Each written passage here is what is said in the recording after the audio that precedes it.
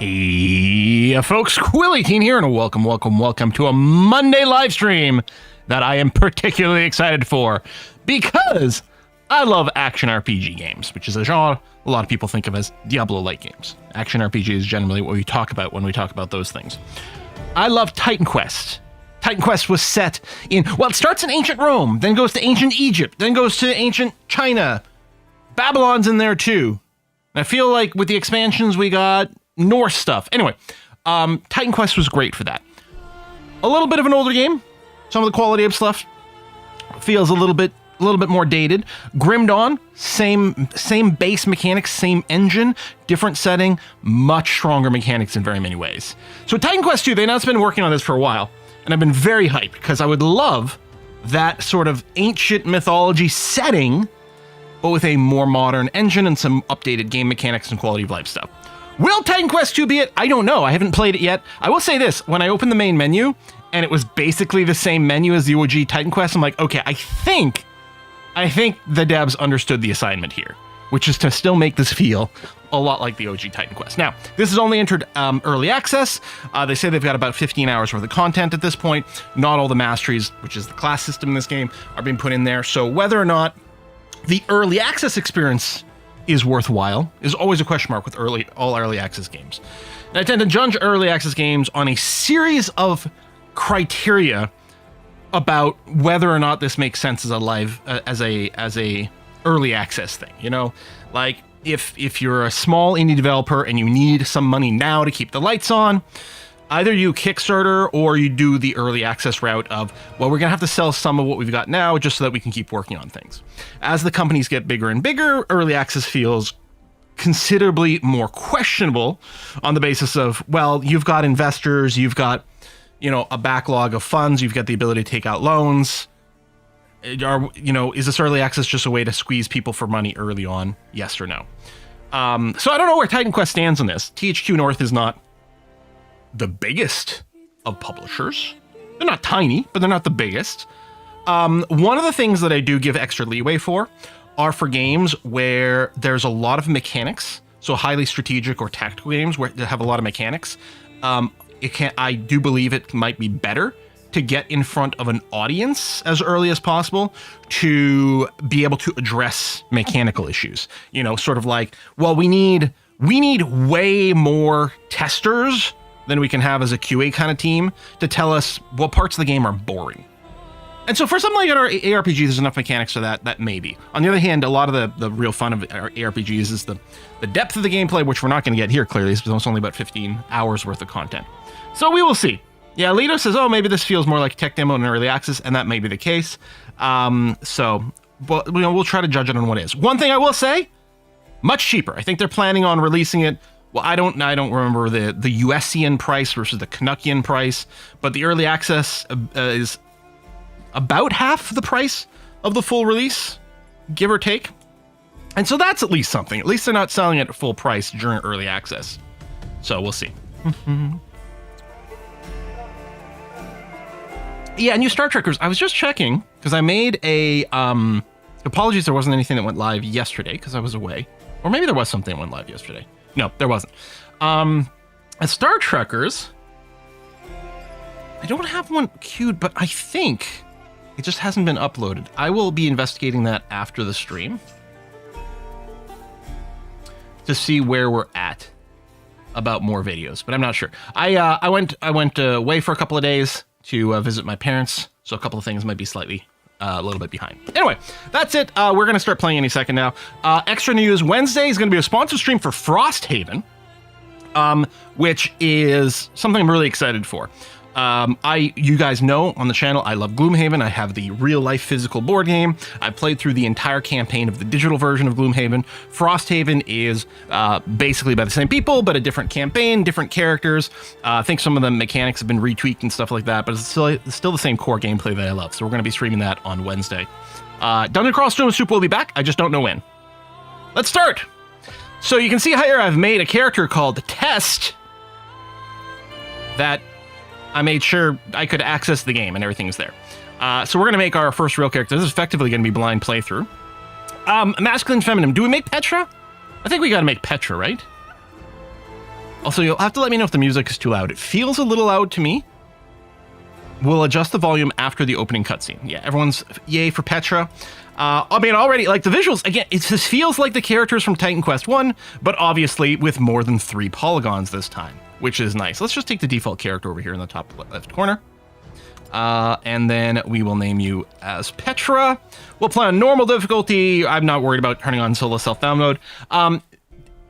Multiplayer is apparently possible. You have to load up the unstable version of the early access one, but it seems like multiplayer is possible currently, although it wouldn't surprise me if it was very glitchy because multiplayer is tricky. All right, let's start. There'll be a cutscene. As far as I can tell, there's no option to enable subtitles. So unfortunately, there's no subtitles for the cutscene.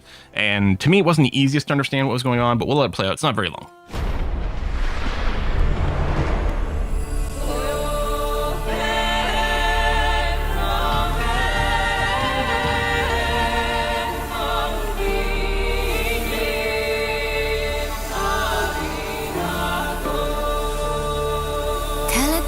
Of mortals, bound by fate's golden strands.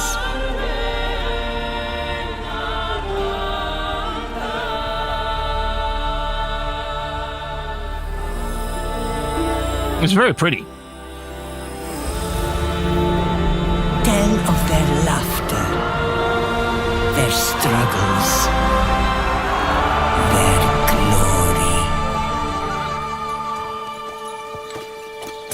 of warlike Sparta. What? This is Sparta? Fate destined them for godlike greatness. But the gods had other plans.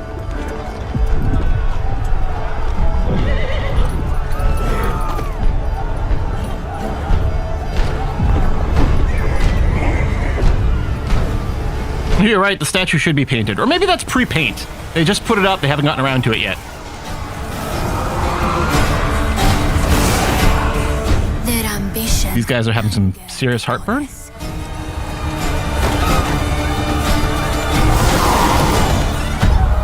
And winged retribution showed them no mercy.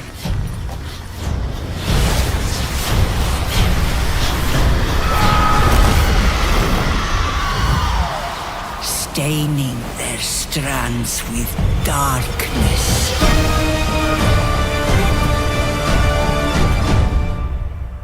No, this isn't the same intro as Titan Quest 1. It's been a while, and they did change it with some of the expansions, but... Tell us the whole story. I don't think so. About hope.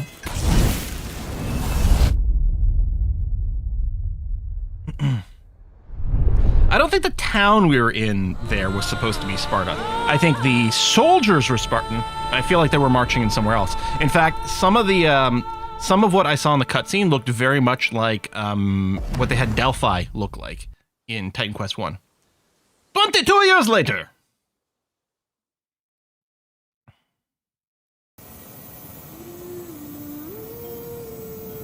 Sing muses of faith. Yeah, Lord, I just addressed we're gonna be doing some more DCSS. I'm just not today. On Proti Island, where the story begins. Yeah, the guy fighting a Medusa. Yeah, Gorgon.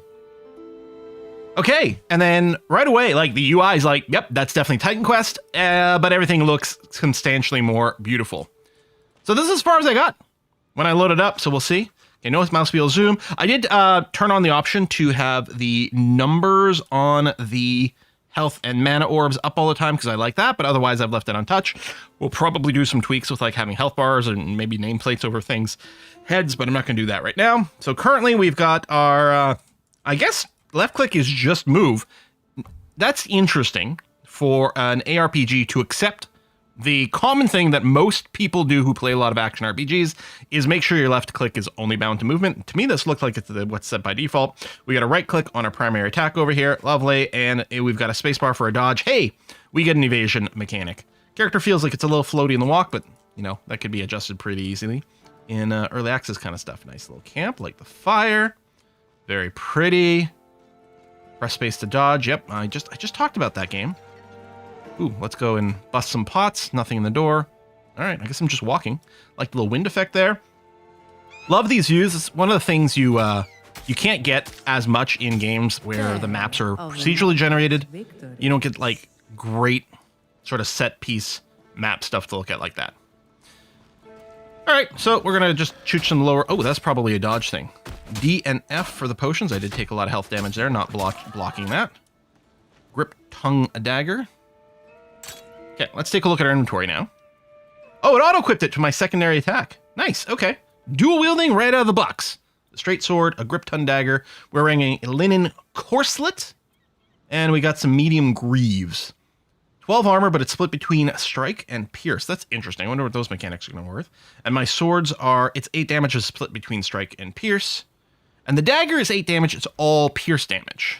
Tell Okay. how brave Aristono prepared her for the hunt. Ooh. That looks like it's blocked off. Talon dogs. Hey, our fast travel points. Exactly the same as TQ1. It's getting more aggressive. Hello. The Gryphon grows more dangerous every day. Its mad cult of worshippers keeps growing. It's time we hunted it down. But we don't have a character build yet. Doesn't happen in this game. Just like Grim Dawn. Probably when we hit level 2, we'll pick a mastery. We'll see what's available to us in this build. And we hunted it down. Yeah, let's hunt down the Gryphon. But first, there's something I must show you. I'll explain on the way. The time has come for you to prove yourself. Today we hunt the Gryphon, but before that, remember the shrine at the end of the beach? Mm-hmm. Let's go. Okay, let's go. Are we going? M to open a map. Cool. Oh, it's you're on follow mode. Okay. Crab people, crab people. So, to me, this feels like the dead end that we want to check for completeness. Hey, there's a glowy chest. You're not doing much. Okay, we got a sledge if we wanted a two-handed thing. Let's just go with these two for now. That's not a chest. I thought it might have been. Sounds like You've been Minthara. Oh, training with me a long time. I have just one more thing to teach you. I am pretty bad at recognizing voices, so if that is actually Minthara as a voice actor, I'll only know that by, like, checking the credits and IMDb and stuff like that. So, we clearly have, it feels like there's an AoE to the basic attacks. Like, when I'm swinging here, I'm hitting more than one thing at a time. Which is nice. One of the issues with almost every action RPG, we've discussed this before, is that melee tends to feel pretty bad. Partially because clicking on things is a little annoying sometimes. Partially it's because it's a lot of single target stuff, which isn't very efficient or fun is part of it. It's like sometimes because it's hard. Obviously you have to get right up in things' faces, which makes you more vulnerable to certain attacks because you can't just fight from a distance. So one of the things we could consider for this is going into a melee build just to test that. Although if they have pet stuff, I'll be pretty tempted to do pet stuff because I like it a lot. Hey, we got our first blue item. All right, let's take a look. So, well, compare, drop. Okay, piercing Pelicus of ailment. So it sounds like it's got both a prefix and a suffix. So it looks like it gets +1 pierce damage and a 12% increased ailment power. Now, I don't know if they've got built-in... They got a codex over here. Doesn't look like the sort of thing we're looking for. Ailment, I'm assuming, is any effect that can probably be applied from weapons. Now, that might include things like stuns or staggers. I don't know what's in this game. If this was, like, if we had fire effects on this, it might increase the chance of inflicting, like, burn or damage over time. I don't know. The only thing I want to look at here is... apparently DPS increase. And I guess we don't have that calculation on here, do we? Right, I can see that it does more damage, but the attack speed is lower, so what does that actually for DPS? We don't get the calculation here. I do have a DPS indicator there. I think also on details, weapon-based damage is this, but it would be nice in the tooltip rather than having to swap. Damage did go up, great. What about my off thing? Okay, the damage is... Well, that's... Hold on, that's not DPS. Does it not have a DPS calculation for us? I mean, it's not clear. This could be DPS or it could just be the flat damage, because swapping from the dagger to the sword doesn't change any damage stat whatsoever, but it feels like we should probably go for the higher attack speed. This is 1.5 attacks per second instead of 1.3 attacks per second. Yeah, I couldn't click on advance while I had that selected, which is like if I have this in my hand, these buttons didn't work. Okay. Attack speed. No, so weapon-based damage, attack speed. So we got some nice breakdowns, but we desperately, in a game like that, here we go, here's our list of ailments. That's quite cool. We really need a DPS indicator. So that we're not sitting here doing the math of, okay, this weapon does slightly more damage, but is slightly slower. What does that mean? So I've got it on here, but that is not very conveniently placed. I mean, I literally cannot see that with this open.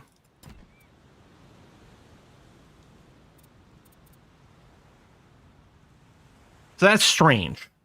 Because that to me is like basics. So here's a one-handed club with more damage, but is slower than our mace. How do we know if it's a damage increase? And the thing is to look at this specific ability, I suppose. 20 damage per second. So now it's 22 damage per second. 21 damage per second. But I think that could be better. All right. Are there any settings with advanced stat? There didn't seem to be any settings. Seems to be no settings here whatsoever. And yeah, we could put the attack... Actually, I'm not sure I can put the basic attack over here. Clicking's not doing anything.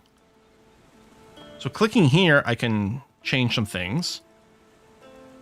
But yeah, I'm not sure I can put the basic attack on my one here to be able to mouse over it in the inventory. Maybe in the settings. Yeah, but can we agree that that's stupid? Like collectively. Oh yeah, I'm trying to left click because it is in a lot of games. But can we agree that even if that were possible to rebind and move some things over here, we all agree that's stupid, right? That really you should be able to get some DPS based on what your current left click is this. Now, obviously that breaks down if you got lots of other spells, but at the very least on the left click, or, you know, whatever you have bound here, a lot of games, that's what they'll do. Whatever you have bound in your sort of primary, like left click or right click, that's the thing that shows up in a tooltip for these informations. Now, things might change once we can look at various stats. I don't know. Now, I did have a quick gander at this, and this is kind of cool. So there are 4 different categories where we could spend our attribute points: agility, might, knowledge, and vigor. And then there's these derived stats over here of fitness. Fitness is the basis for strike and pierce damage. Cunning is the basis for poison and lightning damage. Resolve is the basis for fire and cold. So if we wanted to base ourselves on strike and pierce damage, we can increase our fitness stat by investing in agility or might or in vigor. That's kind of cool. So vigor counts towards all secondary attributes, increases base health points. And yeah, so all 3 of these secondary attributes benefit from vigor. It doesn't necessarily tell us how much here, and people will break down and figure out the min-max, which is cool. Whereas might boosts both resolve and fitness, and support for heavy armor, ornate armor, heavy weapons. So it feels like to me, if we're going to be playing sort of like a rogue-like kind of character, like a rogue, a hunter kind of thing, probably focus on agility, which boosts our strike and piercing, which seems valid. And the poison possibly is valid as well. For this character, I don't know. I kind of want to pick a... Do we pick a mastery now? So mastery might come later.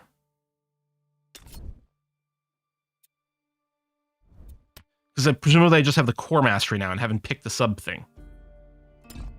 Mastery later in story.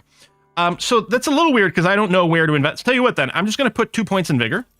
Because who doesn't love more hit points? It'll boost all our secondaries and we won't worry about it for now. Probably it's not the sort of thing we want to do later on. It's interesting there's no respec button over here. There is for the masteries. I wonder if you can respec attributes. You couldn't in the original Titan Quest. You could in Grim Dawn after an expansion.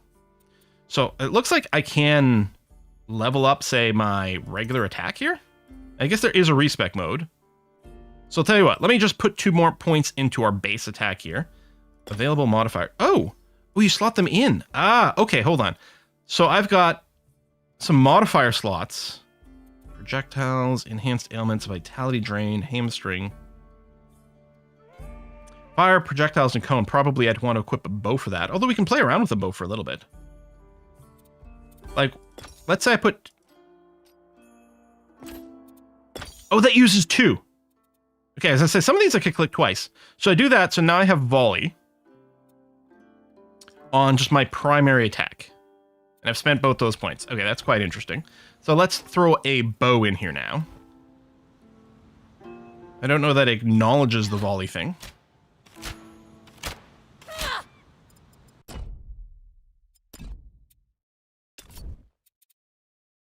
%40 chance to fire +2 additional projectiles in a cone. Additional projectiles do less damage. Sure, fine. More energy cost. Oh! Oh, it's a different... Primary attack, modified.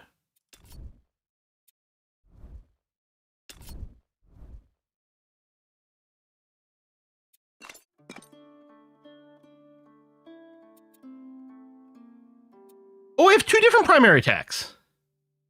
Now I understood. Okay, so there's primary attack 1 and 2. I had 1 going over there, but I didn't modify 1. I modified 2. 1 can be modified in there. Okay, all right, fine, sure. So, doesn't matter. The end result is exactly the same. I suppose what I could do for situations where I'm strictly fighting single target, I could use my single target variant to save a little bit of energy. I don't know if it matters. Yeah, so it's not weapon sets. You can just have 2 variants of your basic attack and mod it. That's quite cool, and this is before we get a class. I mean, the fact that the volley thing is random is a little awkward. Here we are.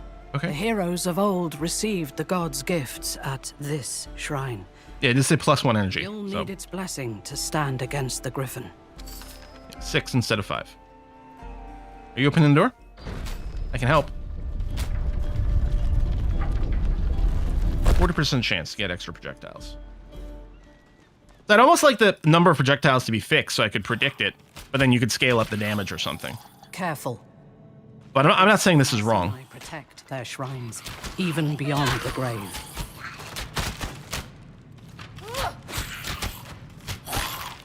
Yeah, it is just 1 point. I was thinking I'd spent 2 points because I had 2 points to spend, but I forgot it was a double cost thing. So yeah, maybe it goes 40%, 75%, 100%. I don't know. I don't know how important it is to be looting junk in here in terms of selling. So a lot of ARPGs have really de-emphasized picking up random garbage just to sell because it does feel kind of tedious and not very heroic. So picking up every grave for cash might not be worth it. We might pick up lots of passive gold. Or maybe there's no passive gold in here at all, in which case it's all about picking up the loot. Give me a moment. Ooh, nice little telegraph thing. Visuals are great to me. There. I don't know if I've got shoulder gear yet, so the pauldrons might be nice. Not yet.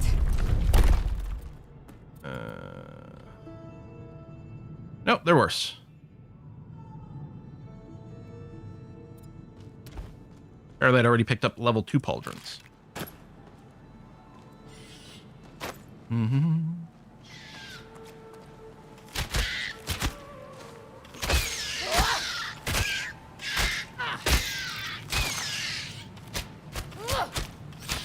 Now, I don't know how much I mind that they're delaying getting our first class a little bit in this. The ancient Mycenaeans called this the Shrine of Divine Master. Because obviously you want your cool toys. But we do have another way of doing the level up, apparently, here in that I've been able to tweak my built-in core stuff, which is nice. One of the things with Grim Dawn and Titan Quest is the fact that you get to pick your first mastery at level 2 is basically instantaneous. You kill the first group of enemies and you've basically leveled. And it always feels like, well, you're kind of picking your class right from the little start in the game. Only those the And to a certain extent, you probably always will because you're going to go into the plan. This is an exception here because I don't know what's in the game yet. Go on. Oh, this is where we get it here. You have been measured. Rise and accept your blessing.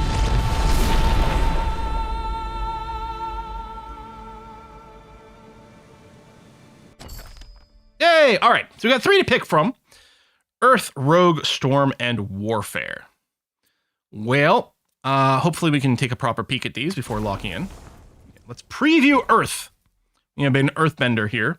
I wonder if these don't chain.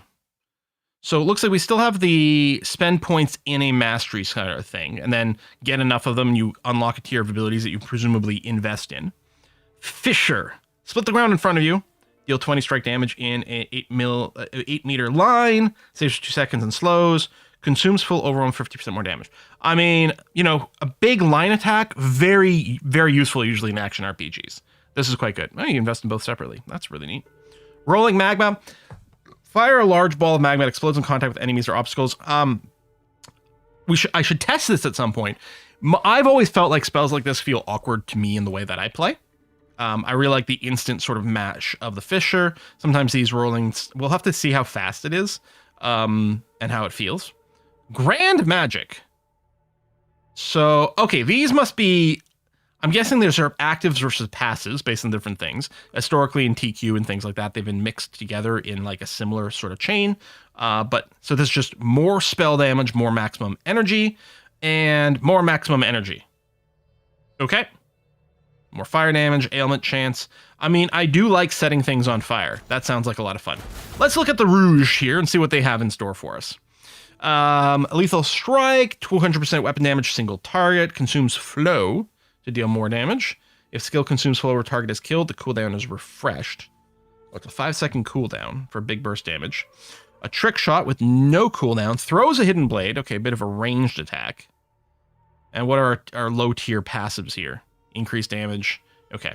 So not necessarily sexy, but I wonder, like someone is saying, you progress this separately from the middle. It used to just be one to expend. And I wonder if they split the active versus passive instead of investments, because like this doesn't seem as interesting. I'm also not seeing, I'm wondering if you can have multiple levels in these, which has always been an interesting point of contention in action RPGs. Like, does it make sense for you to have a skill is either you have it or you don't, or it's like you have rank 1 of 12. Personally, I like multiple ranks because sometimes something's worth just splashing one level in, but not deeply investing. But it partially depends on how these trees progress as well. I don't think I want to go with a rogue on this particular go. Let's take a look at Storm. I do like lightning and shit. There's ice shards. I don't know why I've never been fond of cold-based stuff. Just doesn't feel exciting to me, even though there have been many action RPGs where it is undeniably like the strongest way to go, because it both does damage, but it also provides defense because it tends to slow or even freeze enemies. So it's got a built-in defensive thing. Call lightning, so strike down at a location with no cooldown. We've got a lightning bolt, and I'm wondering if some of these things can be set to start chaining. Storm Nimbus. An aura around me. You and allies deal increased cold and lightning damage. That's quite nice. A blink spell. I love blinking. And a cyclone.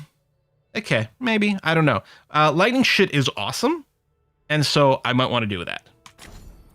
And then, oh, if we click on the abilities, I was just leery about clicking too much and locking in. But there we go. There's our ability to customize this. Okay, I like this a lot. I think this is going to be really fun because not only are you picking what ability you're going to use, but you get to tune it a lot more than you can in a lot of action RPGs. Obviously, Path of Exile solves this with its passive / support gem system. Titan Quest 1 and Grim Dawn have little mutators that you can add to an active spell. Obviously, unique items often will modify some of these things, but this is quite cool. Diablo 3 and 4, to a certain extent, had certain things like that, but I didn't like those systems because of various reasons. All right, lightning is cool, and then warfare. Yeah, just sweeping strike, heavy attack. It sounds really good. I was tempted to just do a big melee person. I kind of think I'm gonna go lightning because it's cool. Change range spells to melee as a modifier. Yeah, that is cool. Warfare seems boring. I mean, it really depends. Like, if you just want to smack things with a big-ass weapon, it's kind of cool. And a lot of times, I didn't click on warfare, apparently. A lot of times, with these, like, leap is a lot of fun. Stuff like stomp is usually a lot of fun. The sweeping strikes, I mean, it's a short-range area effect spell, is what it is. It's what's using your weapon stat for it, right? But yeah, I think I want to zap the shit out of things. So I'm going to go Storm. Which, interestingly enough, we did go with our little Titan Quest run on Wednesday. We did go into the Storm Tree, and we're trying up some various cold things and whatever, but we're going to go lightning on this because that's what I level up active skills by clicking on the plus to unlock them. Also gives you the skill capacity, which you can use to assign powerful modifiers. You can always respec later. Spend passive skill points. Yeah. All right. Well, I'm going to go and put a spell point or skill point. I've got 2. I'm going to put one into...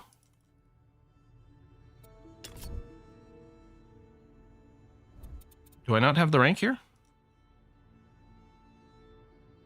Oh! I have 2 passive points. I don't have any active points yet. There we go. Okay. Is this shared? No, they're not shared here. So I'm either... Unlock Spell Rage. Spell Rage. 1% increase total spell damage per stack. Oh, so we gain stacks of Spell Rage. Doesn't say... how we gain Spell Rage? I kind of assume every time you cast a spell, you get a stack of it. But I'm not missing it here, right? It doesn't actually tell us how we get Spell Rage. Increase energy regeneration. I mean, let's go Spell Rage. So at level 6, we'll get a slot, or a feat, that we can go and slot these things in. That seems okay. All right. So we don't... Oh! Oh, did I get a spell automatically from picking this? Barrier. Creates a barrier around you that absorbs damage, decays over time. Total is determined by your free barrier and energy barrier. Those are words. On cast, consume 0 energy to gain up to 105 barrier. Cost is based on barrier conversion rate. 1 energy equals 2.3 energy barrier. Oh, so this is just a spell shield. Absorbs damage, decays over time. So it looks like I got 105. Yeah, 105 barrier, and there it goes away. Okay. In theory, to me, I would want this up all the time. So in theory, I could just constantly spam Q, so every 12 seconds it goes up. I suppose that the ideal way to use this is when you know you're going to take damage, or you've just taken damage and you cast it defensively. No. But I wonder if we can tweak like durations and stuff on it, that one. Actually, yeah, do we have an option to specialize the barrier at all? You saw how the shrine reacted. That corruption. Gods, I thought we had more time. No matter. What? Go. You have the shrine's blessing. You can face the Gryphon without me. Wait, you're not going to come help? You must slay the Gryphon. Oh, the conversation auto-advanced there. As I was hitting continue, it auto-advanced right before then, so I missed one line of dialogue. But okay. Out the island. Ah, snakes! There, you're up. Immediately leveled up. Okay. Let's clear this. Must be poison here with this coloration. Alright, we got a couple of things, but yeah, do your elven eyes see a way for us to tune barrier? I'm not convinced that we do, but we do have a couple of active and passive points now. So huzzah. You can mod the barrier, same with the primary attack. Is it under core? Oh, I think this one was grayed out. I think we had these 2 default attacks, and we have the ability to mod our dodge, which is actually super cool. There's our barrier. I think this might have been blank before. Because we didn't start with it, presumably we just got it later. So is barrier not based on our class? Because if it was based on our mastery, I would have assumed it would have been under storm. Maybe everyone gets barrier? Maybe it was always there from the start? I don't know. Well, that's going to be interesting. So I might not want to spend my points into the primary attack modding, unless, I mean, gain float, lightning strike, 100% damage converted to lightning damage. We could just play a lightning archer.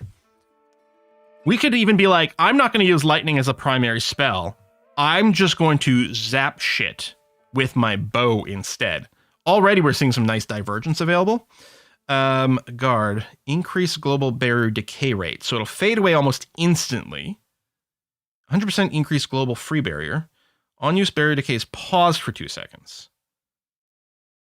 Okay, so for 2 seconds it won't decay, but then it'll decay almost instantly, presumably, with a shorter cooldown.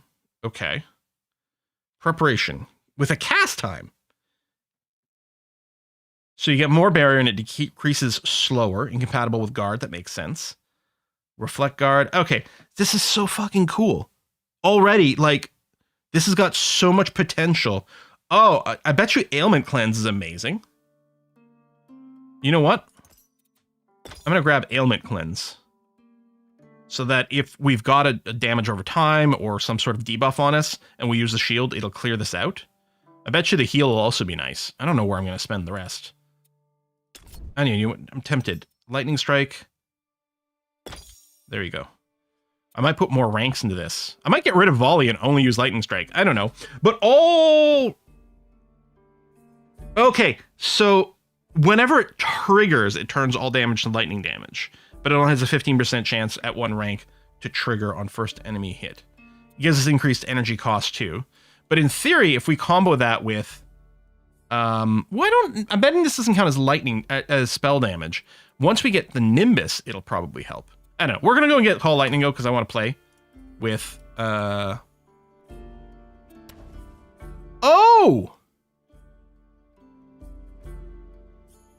Oh!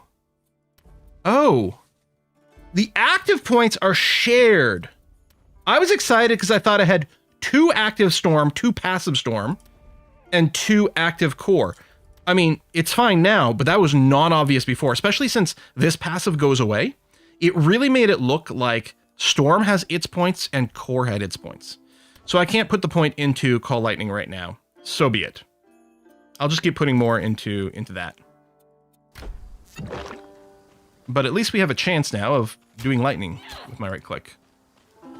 Yeah, I didn't actually click the respec button. I think I said you have a chance to. I guess we could just click it and see what happens.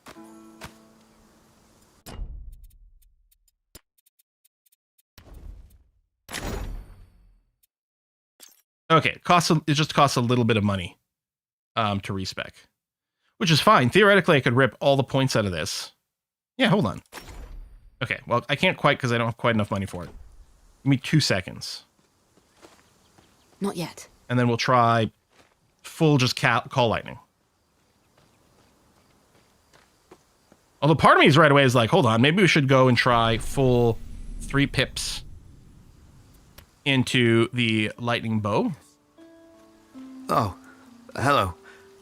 Sorry, I just buried Patricus. The Gryphon. I know I always said Aristano was too hard on you. I thought training every day was pointless. Proti Island is safe. How terribly quickly things can change. I'll make our island safe again. I've got some hunting supplies with me. Yeah, well, what I want to do is I want to sell all this shit. Oh, all right. So, okay, we can see it in Tooltip, but it's always a game. When you play an action RPG, the game is which combination of clicks quick sells something versus equipping it. And if the game doesn't have a quick sell, like, ugh, I hate you. But now it says it really nicely in the little thing, shift plus left click for a sell. So I'm just going to go ahead and sell all this crap because I mean, we could consider keeping that just in case. But no, let's sell it. We could go shopping and maybe pick up some gear. But, no, hold on, that's quite interesting. Hold on. Would have liked it. You sell a health potion?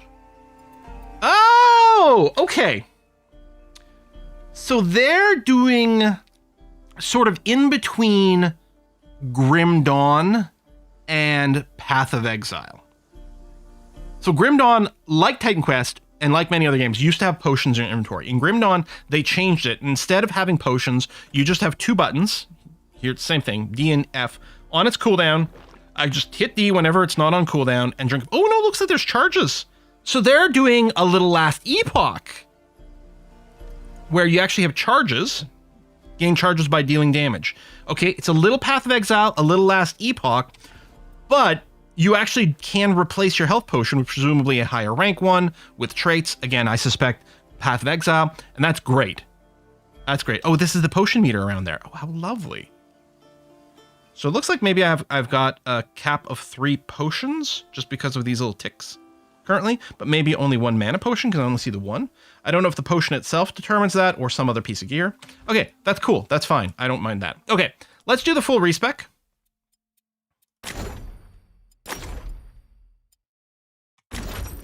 So we got 4 active points. So, and this goes up on its own. So I really can't go Lightning Bolt at all right now. But let's go ham into this. So leveling up the base thing, okay, does not seem to change the points. Like, these stats didn't change when I put the second thing in there. all we're doing is giving ourselves more slots for these various things. For example, rage gain. Gain rage on the first hit. Gain more damage with rage.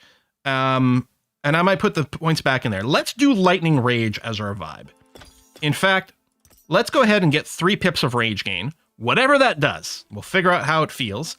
And then yes, I'll put, well, this is unlock spell rage. I mean, I'm hoping that the two are the same. But I don't know. I got another active point I could put in here and then try something, but let's just run this for a little bit. So it's currently on the 2. I might want to put it on the left click, but give me a moment.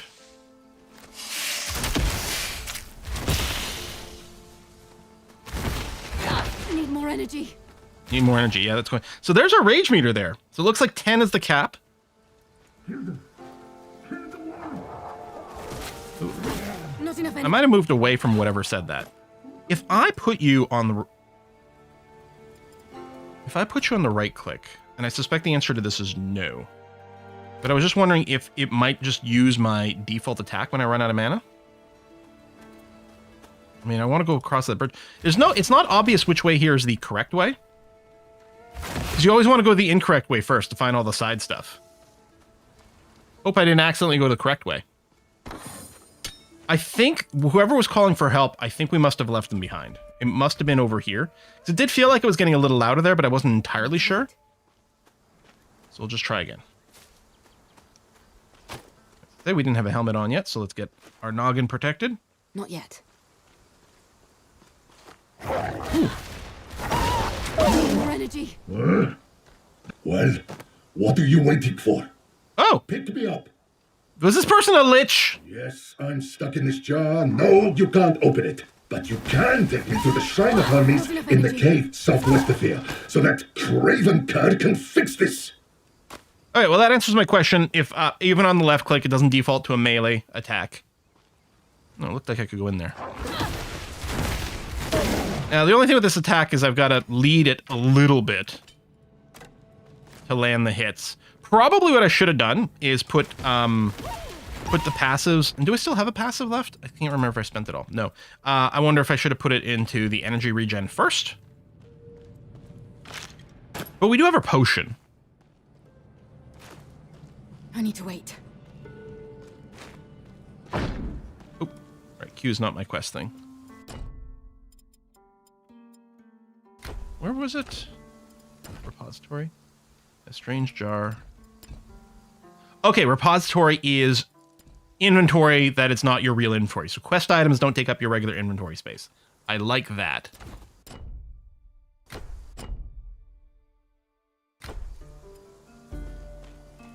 There wasn't anything specific for the jar, was there? It says it told me to bring it somewhere.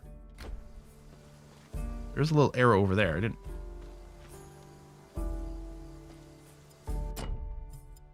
Is there not another quest screen somewhere? I guess I only have the one quest. Defeat the Gryphon. Okay, the arrow is pointing there, but I can't get there directly, so I'm gonna have to go around this way. All right. Let me go west and south. Yeah, well, I guess we're gonna start spending our attribute points now that I have an idea of what my character is. I guess what I'm gonna want to do is boost my cunning for lightning damage, which I can do with, yes, vigor, but also knowledge, which supports Magus robes, plated robes, magical weapons. Okay. Counts towards cunning and resolve and increase certain damage types.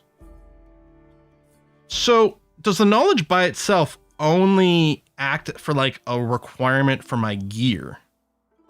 So certain types of gears need a bunch of knowledge, but boosting this will boost that. But none of this boosted my mana? I was hoping one of these might do some mana and mana regen. I don't know. Let's invest in knowledge. It sounds right. Let's put 2 ticks in there and then just keep playing it by ear. I need to wait. A lot of times in action RPGs, you do end up pre-planning your characters, or at least having a bit of an idea, but here we're playing it by ear, not knowing what to expect. So we did just get poisoned. So if I whack my Q, I guess I got rid of that, didn't I? The thing to purge the poison on my Q. I think I did respec out of that, but that's okay.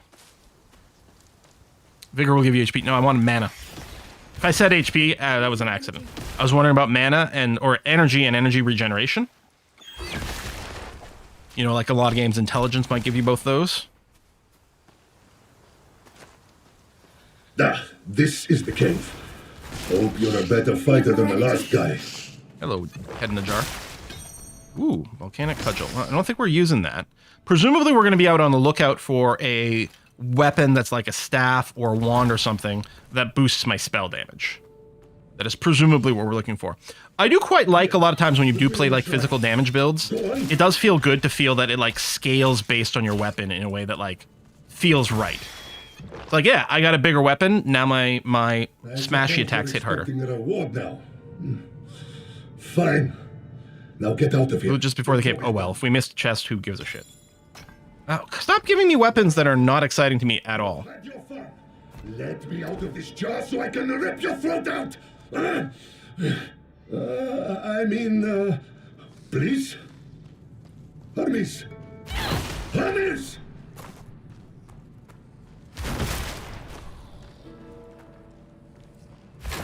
Oh, Temple Crypt. Have to be ready on the F key here to refill my mana and hopefully keep killing things often enough to refill that mana jar. We'll might be very excited to find a and I guess I can always just hit one if that breaks down. Very excited to find maybe a bigger mana jar that can have more than one charge, or an item that passively adds things. Then I open a sort of secret little side area. Well, that's the other nice thing about like these pre-drawn maps. Sometimes you do get some really cool little secret side stuff. All right, tell me these are going to be useful. So I wonder if I can turn on auto compare. I mean, we're just going to throw this on. It's got more armor and more energy barrier stuff. Oh, okay. So my linen armbands are light armor and they increase dodge recovery rate, which presumably my dodge is the spacebar. Yeah. Okay, which is really handy. But it's got more armor, gives us more energy barrier, which I have to remember to use. Sure, I don't know. Oh, hold on. This is higher level, more armor, more energy barrier. Increased fire and cold damage. Well, it's a little annoying because I'm not doing either one of those. This one, I don't have enough fitness or might to wear because it's heavy armor, which we probably won't be wearing. We may as well put this on. Should give us more agility, which is nice. Yeah, this doesn't matter. Increased fire damage. So now we have a bunch of stuff that's increasing my fire damage, and they don't actually do fire damage. I wonder if we can get a shield at some point. But so right now, none of that gear is actually doing anything for us, except building up our defenses a little bit more. But of course, it's not unusual at the start of the game to not have gear that really matches what you're doing. Hello, level up. And I'm going to put it in the more energy...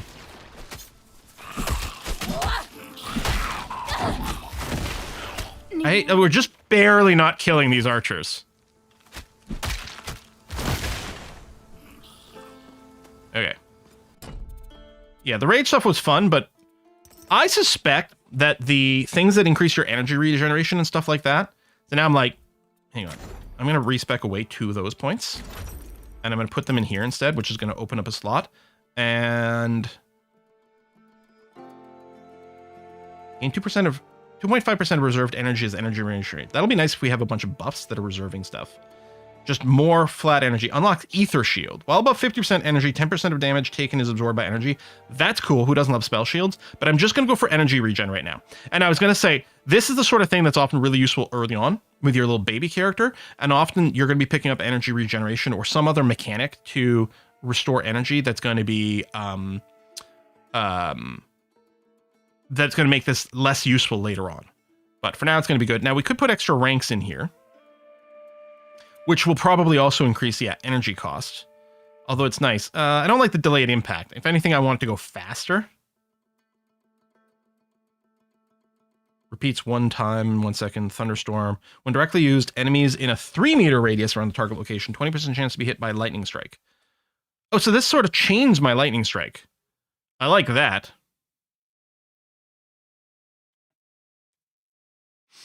We could do that, or I might want to go and invest in here. Like, I think I do like the idea of getting the barrier with at least 1 rank for the ailment cleanse, because that sounds nice. Oh, Ice Hearts have a homing? Okay, all of a sudden that might make this way more exciting. And Chaos? Shoot in random direction. Ooh, and then homing? Okay, that does sound really fun. That actually sounds sick. We'll play with this lightning a little bit more, and then we'll do the respec. And we can give that a try. Not enough energy. It's like we need you to do... Oh, I keep hitting D for the potion. And this does feel like a lot of the areas from Titan Quest 1. Which is not a bad thing, right? It's got the same vibe.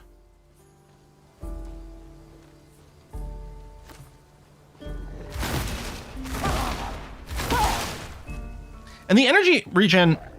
Oh, okay, so that's a loop back. Okay. The energy regen out of combat feels pretty good. I could just be rushing for the quest thing, but I don't wanna. Not yet, not yet. Actually, that might be a side area. I think that is a dead end side area here.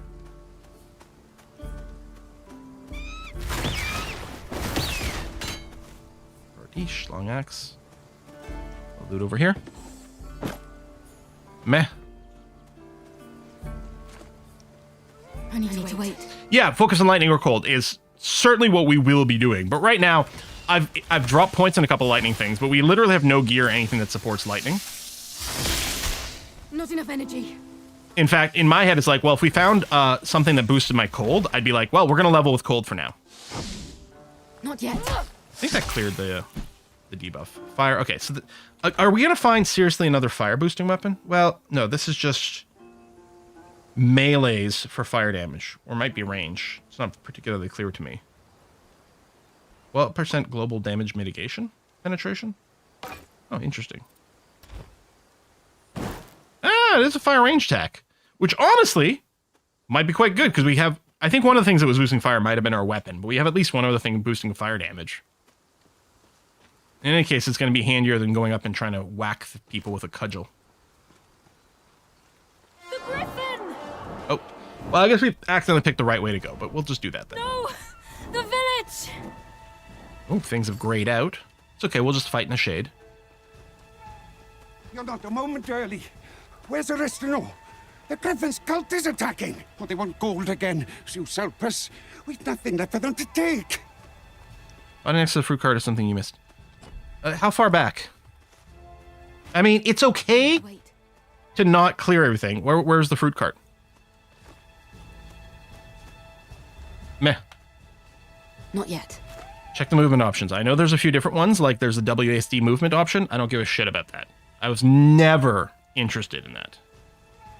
I need to wait. Cool. Well, don't be a jerk about it, though. Let's just have fun.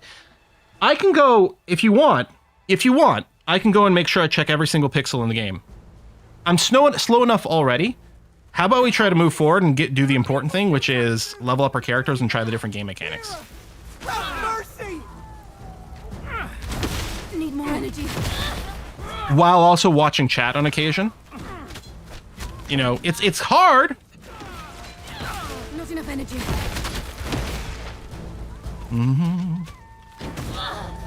Oh, there's a bit of an AoE on my my staff attack. Shit, I feel like I should just be using that right now. Let me change the order of these. Let me put my regular attack on there, and I'll move my lightning as like a more active thing there. We still have points to spend, but we're just gonna hold off on that.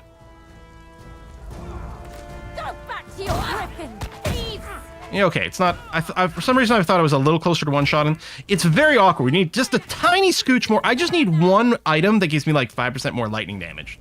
So my lightning is one-shotting these dudes. So, free the villagers.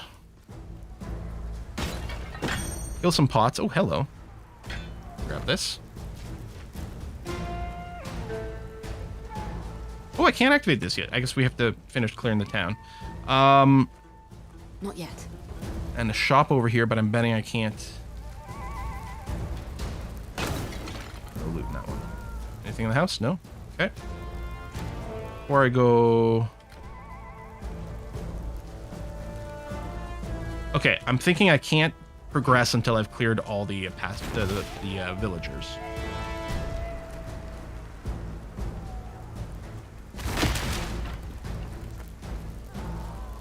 So, I mean... There's some villagers in there. There was a named person in there. There's no bad guys right here. So I'm assuming there's probably some bad guy. Oh, there's a little bit to the south that I might not have gotten to yet. probably just kill one more batch of bad guys. Like maybe these guys.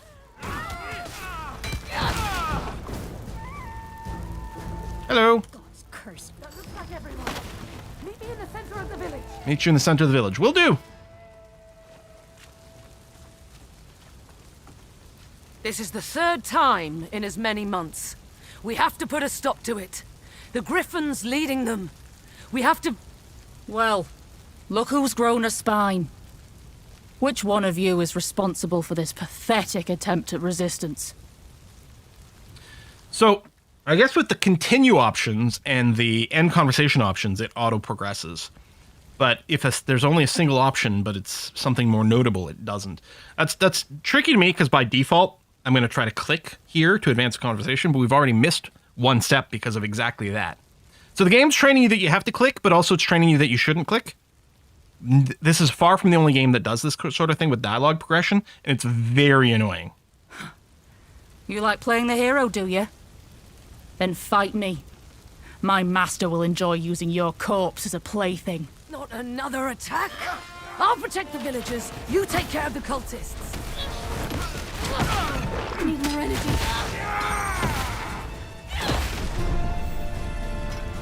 Are they all dead? That Gryphon is a curse on us all. We can't keep fending off these attacks. Not me. I'm too old to go chasing down Gryphons. But you, which god gave you those gifts? Take it and teach those. See, I think I just did that. While you're at it. As I was trying to hit continue, but it auto-continued right there. Last two. So I missed a conversation step. Another Gryphon moving in. One solution you could do is just make it so that if the conversation auto-advances, the button, the continue button, could just be disabled for like a half second. Or even a quarter second, like barely anything. Is this shop open now?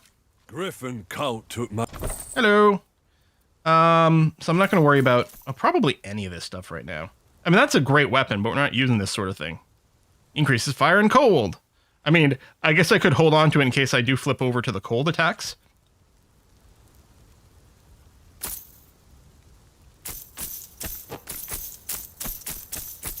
And over on YouTube, Messer says, "Oh, you could bind left mouse button to one of these abilities, so you can use left click on the mouse thing." Yeah, except like the number one thing that you rule of thumb advice that most people give in action RPGs is make sure your left click isn't bound to attack, because the last thing you want is when you're trying to move and to dodge something, if you accidentally click on an enemy with your left click and then your character sits there casting a spell instead of moving out of the way of the giant death orb. So I want my left click, and just in case, I'm going to verify that I have bound to this because it wasn't active before, but I'm pretty sure it's active. So yeah, I want my left click to only ever be movement. Now, maybe it matters a little less if you do have a dodge ability. So I know I do have to go east, but let's just hug the left wall. Ooh, see, these guys are even tougher. Jeez. I need to wait.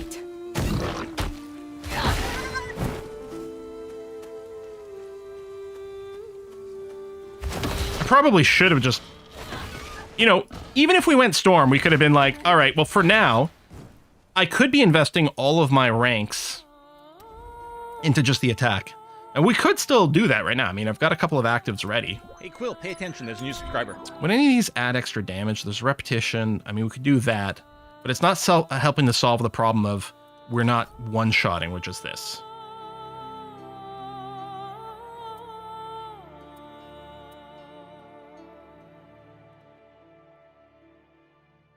I do like the chain on the Thunderstorm, though. And it might result in some multi-hits, effectively. Let's try this. Let's put 2 ranks of Thunderstorm in.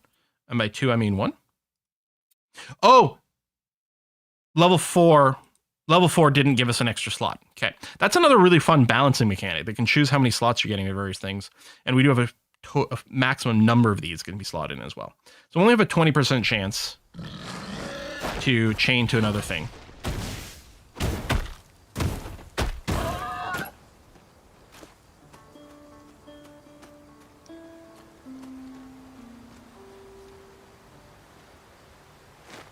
Not yet. I can't dodge over there. I wonder if with Blink, if I could? Or can you walk through this lower area?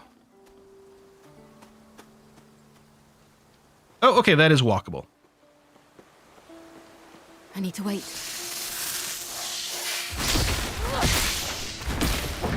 Yep, that purged the poison. That worked.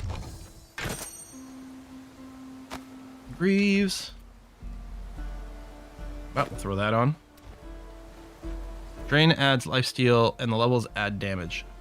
Press Alt to jump. Presumably I can't jump always. It's just, okay, those things. Weird that you couldn't also just click to target the jump. Not enough energy.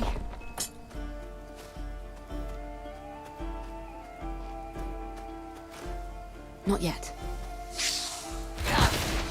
I'm sure we're going to... Oh, yeah, we can see the secondary little lightning blast. That's quite cool. Clear the poison.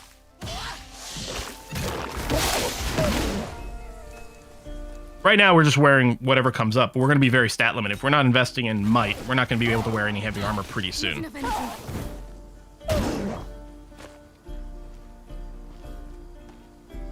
I might have to rebind the... See, this one you can click on. Why couldn't you click on the other one to do the auto jump? Yeah, why are you making me hit Alt? As opposed to having a click point. I can't think of a good game design reason to do it. Because clearly they're okay with the idea of clicking on the environment to do a thing sometimes. Like I was like, oh, maybe you're afraid of like... some of these might be one-way jumps. Maybe that would be why for this. Because it's not guaranteed to have a jump back spot on the other place. So maybe they, with the jump, they really want you to like pick intentionally. Okay, I can see that as a reason. Oh, it's the skill mastery thing. State your wish. Should receive the god's You blessing. have already received the blessing of the gods. I want 2 classes. Don't you know how Titan Quest works? For another. Just call me Juan. I'm gonna get all the elements. Prove your worth. Oh, we're gonna fight. I love how spammable my lightning strike is.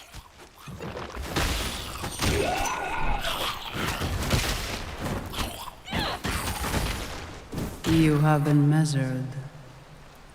Cool. Do I get to put a point in a constellation? All right, that's Grim Dawn. Worthy. Come and receive your blessing. Yes, bless me.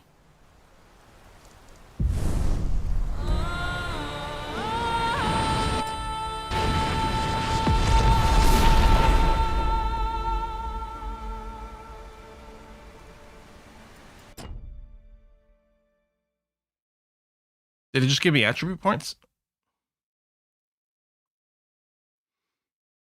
I'm just going to keep doing this and we'll try to get the robes and stuff. So I want to increase the cunning for the lightning damage.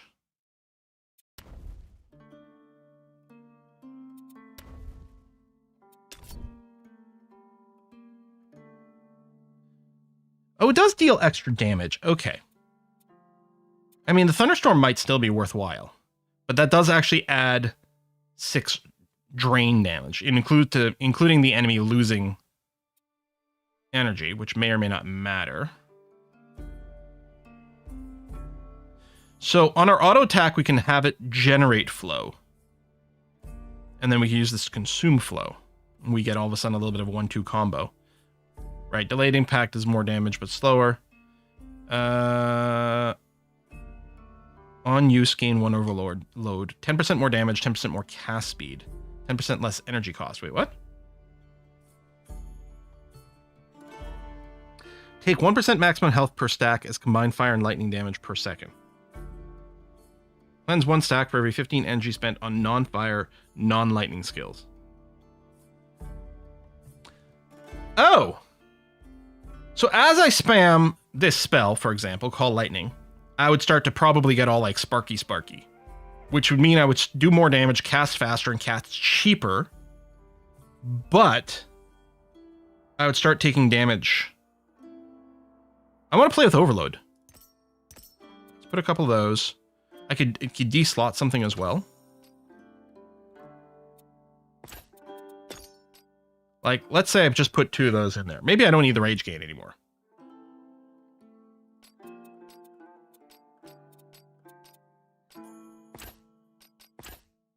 Okay, and I can tweak this whenever I want. Oh, so this is a little Diablo 3-ish, which I don't necessarily love for my own personal reasons. All right, let's go full overload.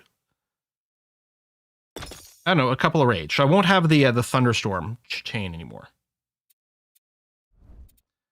And then I'm going to put more points into arcane influx. Oh! Now I get the pop-up for my second mastery. Weird. Don't know why it was doing that, but okay. Now, I don't know what we want to combine. I mean, this is very natural, like, spellcaster combination. I could just take Earth just for the passives, for example, right? Just flat-out spell damage, more energy. But sometimes with something like Warfare, we can pick up some defensive stuff. This... I don't really feel that way.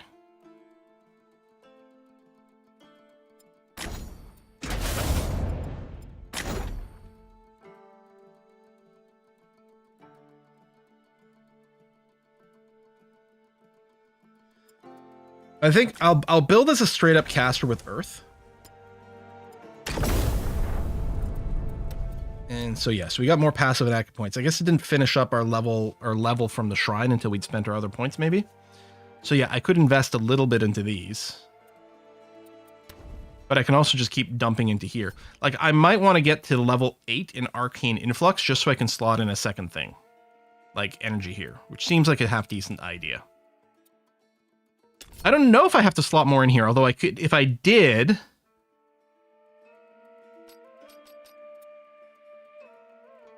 Then I could probably, level 9, no, it's level 8, so it won't do anything on this one. If I got up to 9, I could finish off the rage gain. Let me just hold off on this for now. Twice blessed of the gods.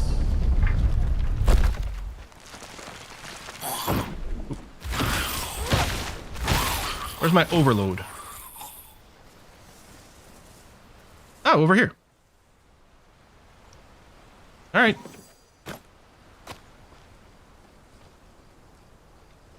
Without lifesteal or more health regen, that might be a little risky, but we've got potions for a reason, right? As I'm slowly dying. Ooh. I wonder if I would have wanted to go through there. Let's just keep going. No one's crazy enough to go through the... What?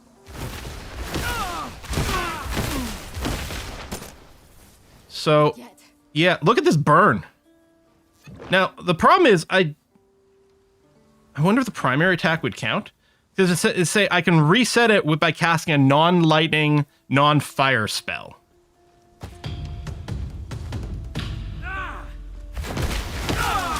Alright.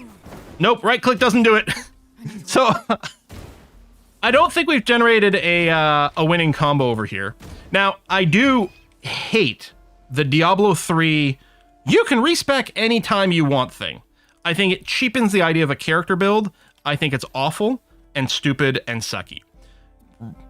Right now, I'm really enjoying it because I like the fact that we can sort of test different combos out and stuff.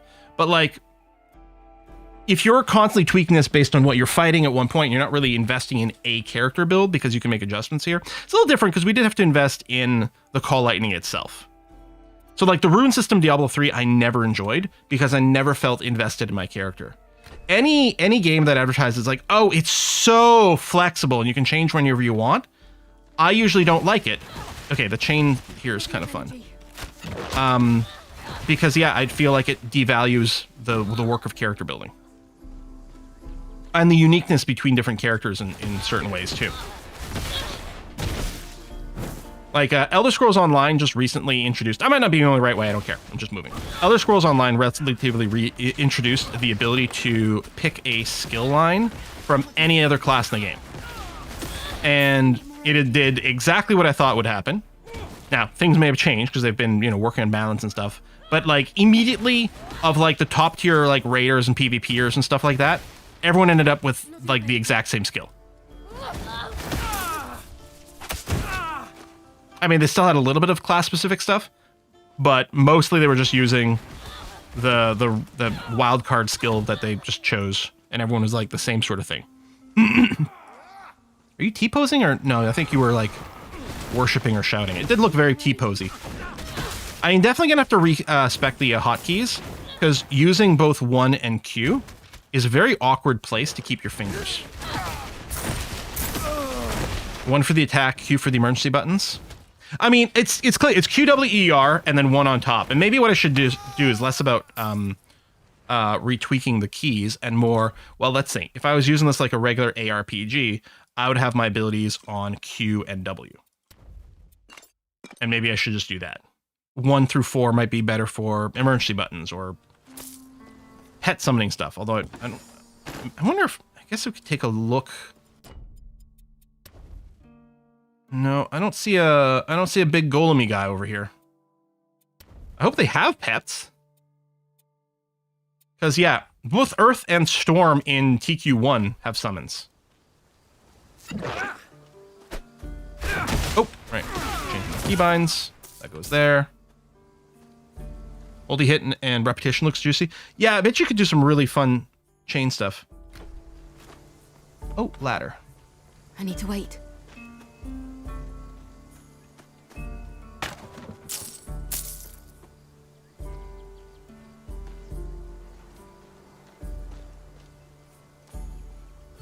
Oh no! I can't cancel this. It's stuck.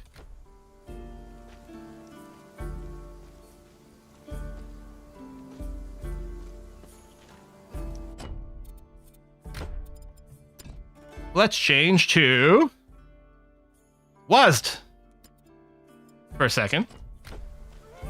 Nope. Nope, my character is still stuck. He's completely foobarred. I should try a context sensitive left mouse button must be the thing. Yeah, it's a bit interact or move. Yeah, so I think I'm just gonna stay with the defaults. That's fine. But I guess what we're gonna have to do is quit to the main menu here. Try dodging. Nope. Everything's grayed out too. It's like, it's clearly in a, we're currently in animation mode right now, so you can't do anything.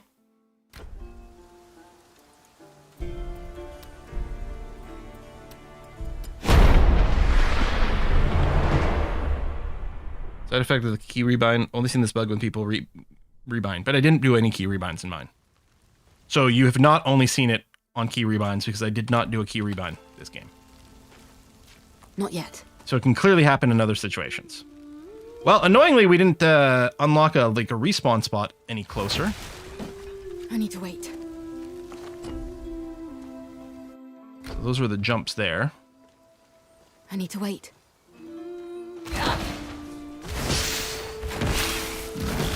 Not enough energy. Mana is maybe it's tuned to be to feel a little expensive to cast. It's not like the energy costs are that high. Although no, the chain lightning cost is fairly high. 90. That is a lot.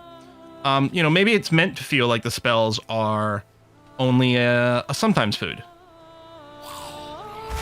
Let me backtrack over here because I didn't do that last time. And hey, there's a chest.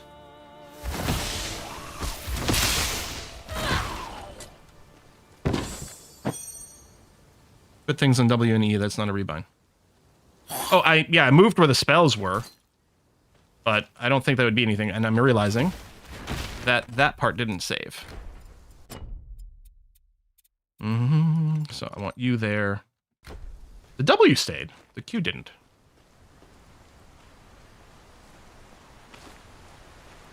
Yeah, the interact spots being visible on the minimap were huge there. So that's where we got our second mastery.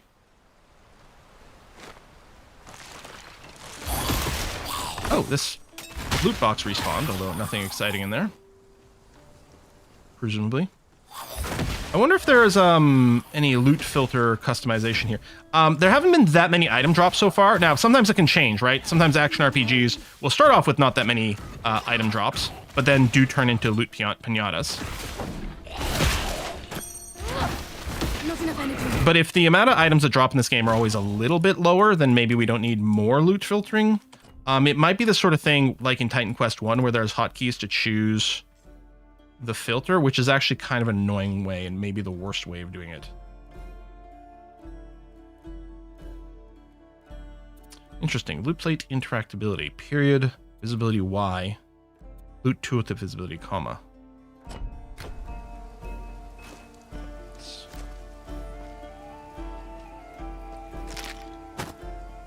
why. Why doesn't seem to do anything. Comma. Here, maybe it's just on mouse over? Because, I mean, I don't know. Nothing seems to be happening with those. All right.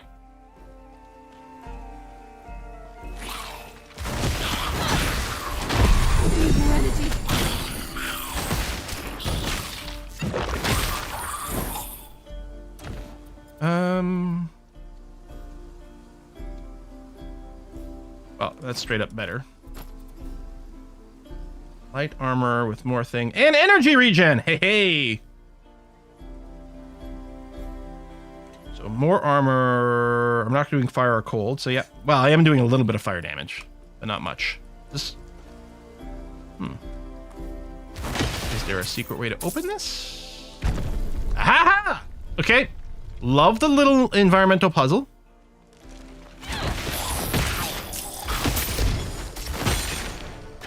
Hello, yellow items. That's nice. Big ol' axe. Bladed robe was magical. Yeah, which needs... rounds knowledge if you've got more armor, more things. Pierce armor. Energy barrier getting more powerful. So I can definitely see that if you're going with magic armor, you're really reliant on your energy barrier, which I'm going to be terrible at. I'm going to keep my current thing on right now. I'm going to be so bad.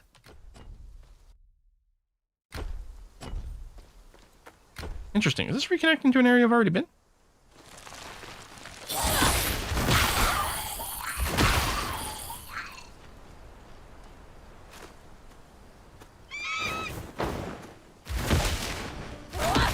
Need brighter sparkles on these lootables. No one's crazy enough to go. What?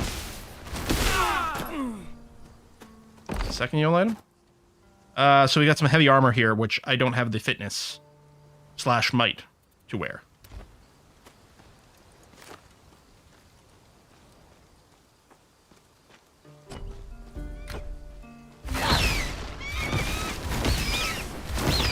Not enough energy.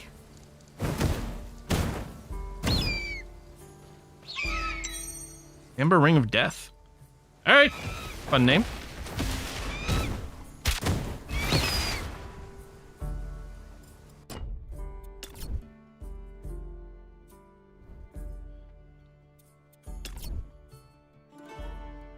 Let's drop the rage gain.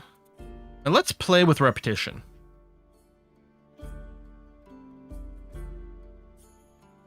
Do I want to bring this up to level 9 and get a second?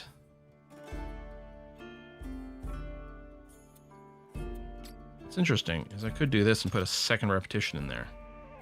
Plus 40 energy cost. How does this feel? You know what? Let's go a couple more. Let me just play with full just repetition. So this is going to repeat 3 times in 1 second intervals. I got attributes. I got different things. Let me hold off on this for 1 second.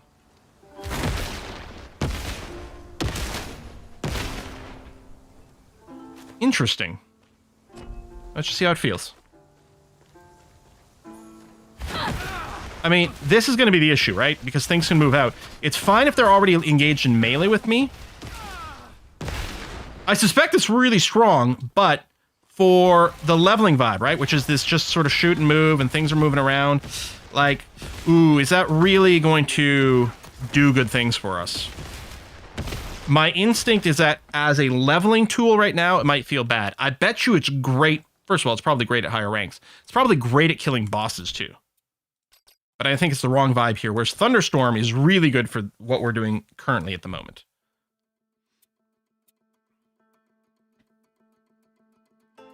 Energy drain in a radius. Tell you what, let's play with that.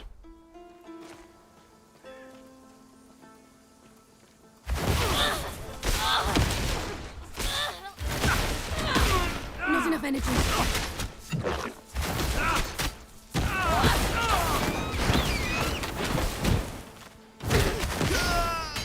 Need more energy.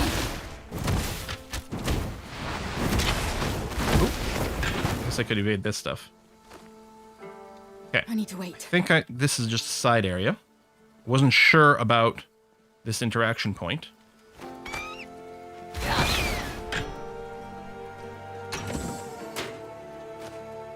So the energy drain is in a somewhat larger radius and is a bonus damage, which does sound good. Now, the secondary strike, here's the thing. I hate games where, oh, it's a boss fight. Hold on. I'm going to respec for single target damage. Oh, hold on. Now it's going to do this. I like okay, we need to make sure we have one skill that is good for area clear for regular leveling and, you know, just mapping and stuff like that. L to open a portion of pore. Tell you what, let's do it and then leave it there, just in case we die. But I hate the idea of, oh, it's a boss fight. Let me go and change my step. Which is what I hated from Diablo 3. To a certain extent, it can happen in Path of Exile, where you're slotting gems in and out, depending on what your encounter is. And I mean, it does make sense to like, oh, I want to prepare, I want to optimize for this. But like here, if there's not a whole bunch of adds in what I'm assuming is going to be a little mini boss fight, what I should do is drop Thunderstorm.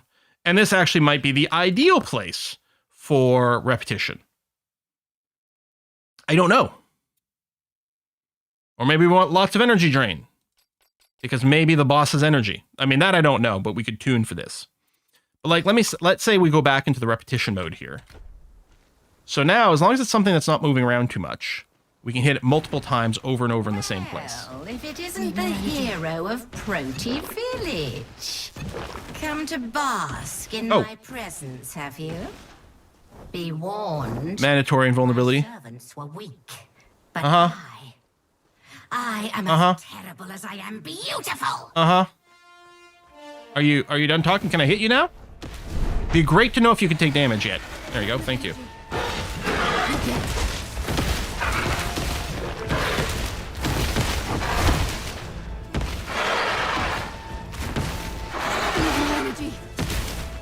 So, what do you think the blue bar is? You think that's their energy? Am I draining it when I'm hitting it with the Q? Oh no, I'm sorry, I only have the repeat strike now, that's right. So that might be worthwhile then.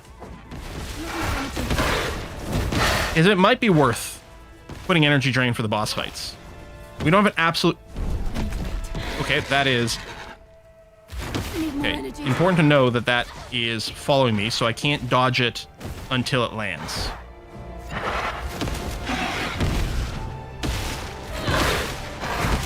The repeat lightning strikes are definitely working well for the boss fight. Terrible for clearing. Now, ultimately, what'll probably happen is we'll probably have more than one ability still. One's good for clearing, one's good for bossing. Like, maybe... Okay. That is hard. To find the gap... Like, it puts the radius around me, and then there's a split second where it, like, changes to cast mode and not follow, and we died there. Probably because I was too busy talking. But yeah, that thing with the radius, maybe that's more of a multiplayer indicator of like, make sure you're far enough away from your friends because you're about to draw an attack.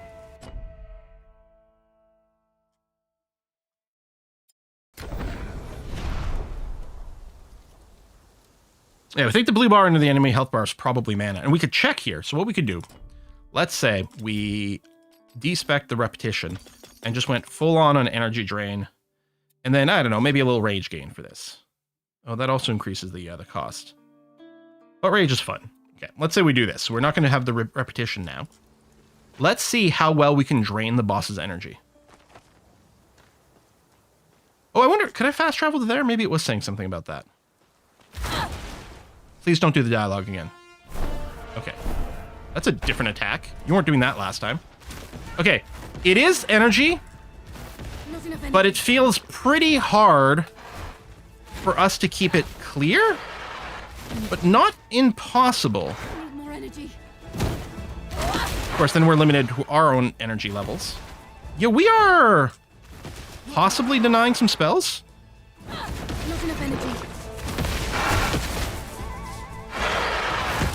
Okay, that's cool. That's really neat.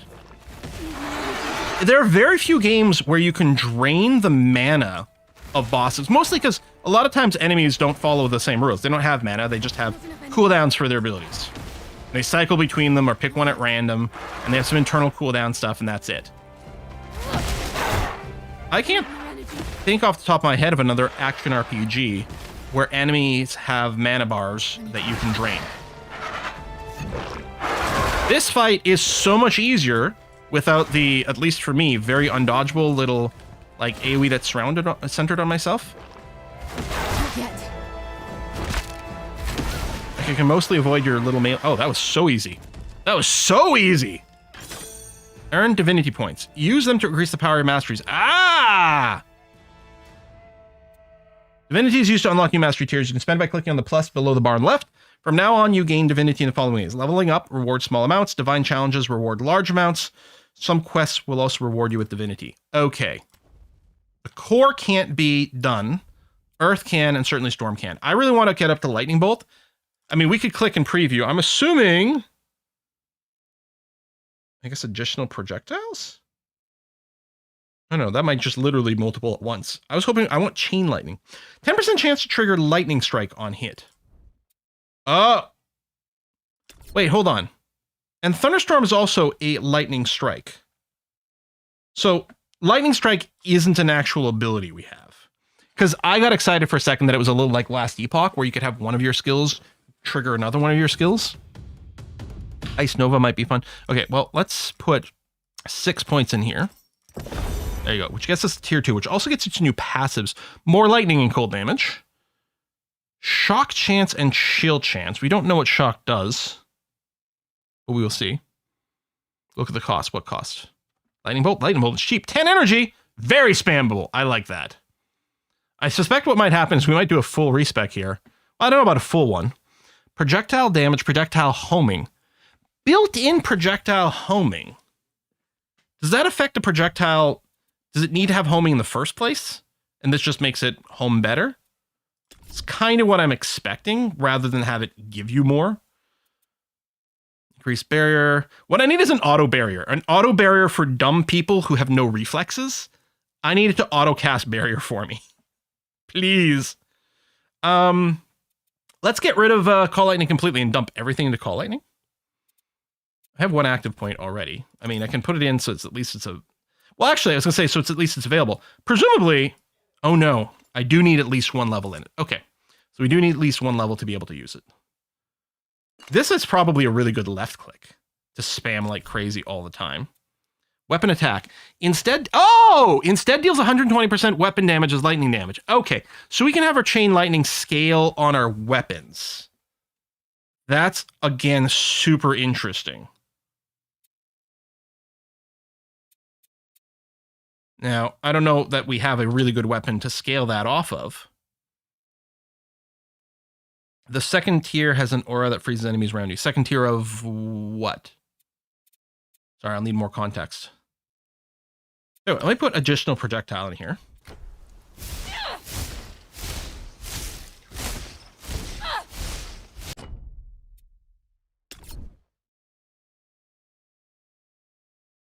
It's not a percentage chance. Is this a chain? Because I'm only ever seeing one lightning. Let's loot this stuff before I, like, crash and then lose my loot. I'm going to check this gear in a second, but...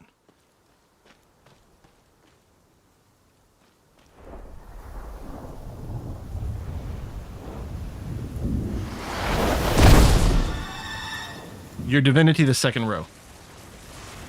Maybe this one is not chain lightning. I want chain lightning. In ice, the left one. Okay, I'm gonna take another look in a second here. Do you know? Still feel like I need some complete sentences. No, I didn't think so. You're oblivious to your fate.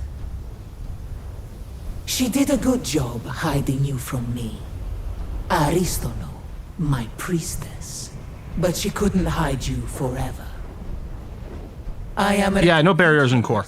I didn't see an auto cast barrier because you're a stupid player option though. Really need one of those. Stop! I beg you! There's no justice in this punishment. Justice? Ha! We're all just flies in the spider web of the fates. Blame them, not me. Arayan! Now! Oh! Expecto Patronus! Run! I'll distract her. Get to the caves. Auto cast just numlock, right? Yeah, I wonder if the numlock trick works in this. Jump down the cliff to run. Hold on a second. I'm gonna assume there's not an actual time sensitive anything here. Probably Probably the second tier of the screen you're in. Okay, so Storm, second tier actives? Storm Nimbus, Ice Nova, which does sound really super cool. Usually there's a really good defensive emergency button. Things around you is also generally really good for just like leveling clear, like regular chaff clear too. Flash freeze. Sorry, I don't know what you're trying to communicate here. Next just started with your divinity in the second row. The second tier has an aura that freezes enemies around you. Oh. An aura? Well, okay, it's the Storm Nimbus. Are you saying this has an upgrade that freezes enemies? Okay, yeah, this is sick cool. Yes, okay. I love the idea of Storm Nimbus, and probably something we're going to pick, if nothing else, just because it increases our lightning damage. So that seems really good, and I love reserve spells. The Frost Armor is cool. Aura grants you and your allies +2 weapon damage. I love that. Converts weapon damage to cold. I really like those. Resistances. I like all this aura shit a lot. Even more lightning strike damage. So again, we could do a build that's all based on triggering lightning strikes, which apparently we can do from Call Lightning with Thunderstorm. We can do from Lightning Bolt with lightning strikes. Both of these generate lightning strikes, which then we could use Thunderstorm here, which increases lightning strike damage. And every 2 seconds, you have a 15% chance to hit a random enemy within the aura with lightning strike. See, who doesn't love that kind of autopilot bullshit? That's really good. And I'm tempted to pick up the Frost Armor. Aura grants an additional 8% increased cold and lightning damage. And this also... No, I guess I was just seeing this part with the extra damage. Yeah. Anything up here I really want to prioritize? Like, I might want to drop Raging Mind. And put some passives in there. I don't know. All right, let's get rid of this. It's only money. And let's... How much are we going to invest in here?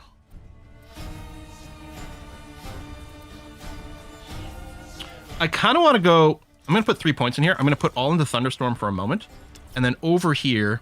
I still don't know what the additional projectiles was, but I'm going to get the lightning strikes.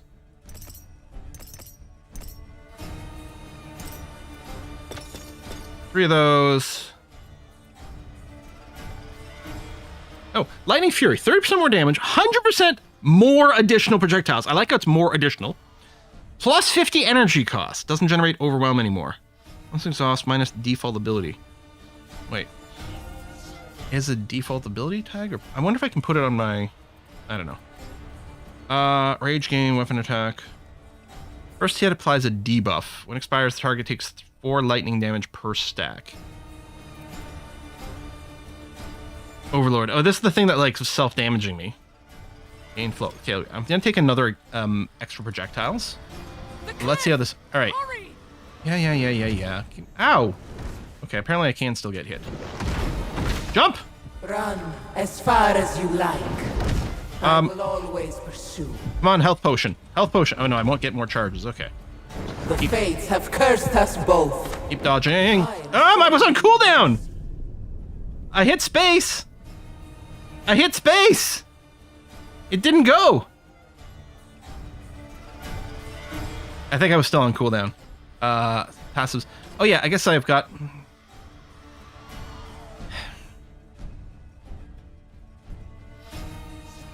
Maybe I should just get a few more hit points. It's hard to argue with more hit points.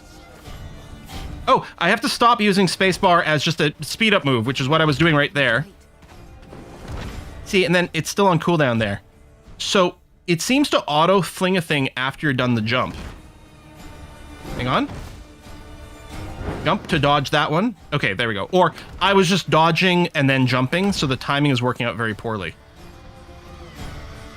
What will you do when she's no longer I'm still on cooldown. Dodge that one. Wait. Oh, that's... Okay.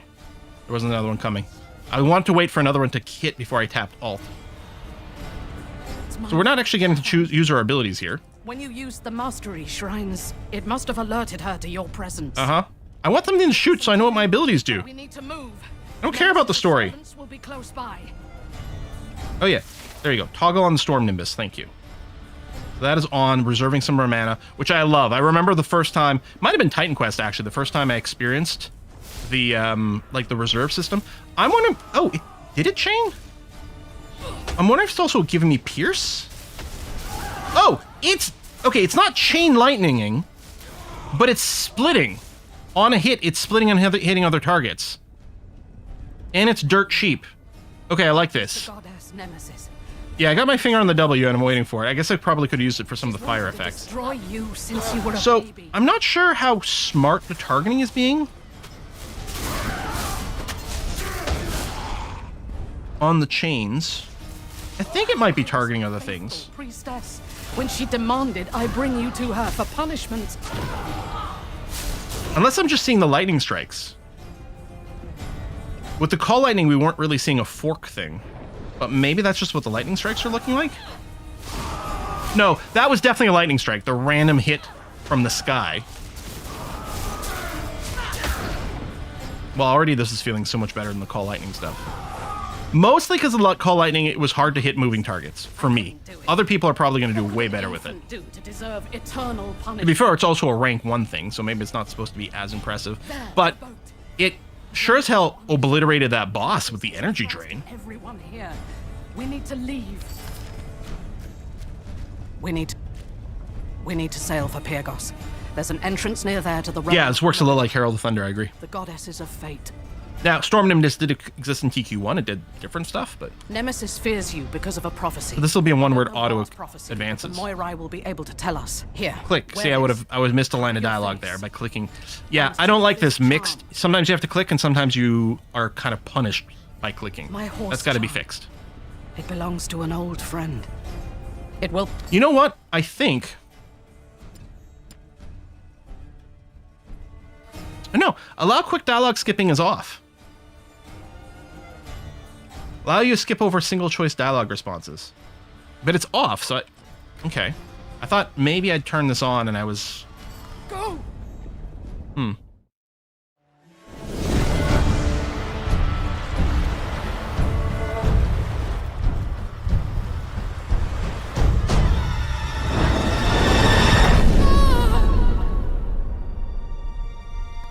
Another one bites the dust. So brave Aristano perished.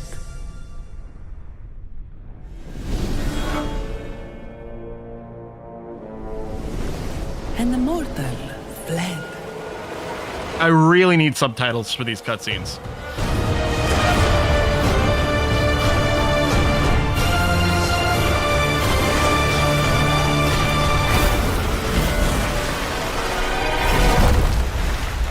The music mix in the cutscene is quite high too. They sank beneath the waters, crying out for a protector. I suspect cutscenes are inevitable. They don't have a lot of localization and stuff in yet. Hey, it's that Patronus! I'm assuming it's supposed to be a Kelpie? Well, that's Celtic, not Greek. Maybe there's something else with the same name. Well, surprise, mentor figures killed by the antagonist. Yeah, that never happens. Yes, a literal seahorse. Yeah. Yeah, the cutscene music is a little loud, and it's not in my audio here. I do have the music set like lower down in the game. Is what I usually do. Dialogue maxed, cinematics maxed, but we don't have cinematic music as a separate. Oh my God, we're playing Path of Exile now. Look, we're on the first beach. We're gonna go and fight Brutus. Okay, maybe not.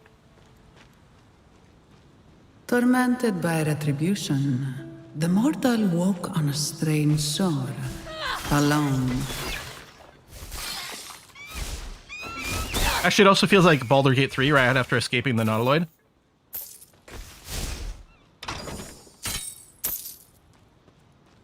Still saying exile. Auto pick up a gold is something we take for granted now, except go back and play Titan Quest 1. No auto pick up of gold. See, it almost looks like... Oh, there's a little shiny there.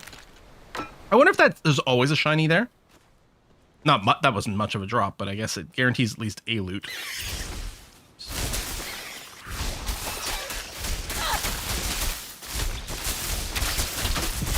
All right. Trying to smash W there.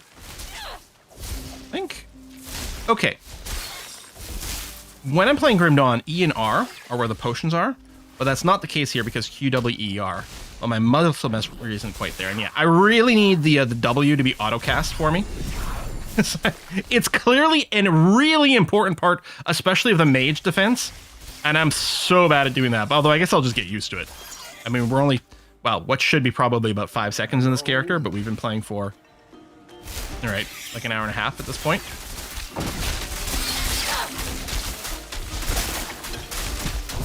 Oh, no, wrong key. I should move. Oh, good, I can move it here. I gotta move that off of the one. Now, is it active? Yes, there's a reserve.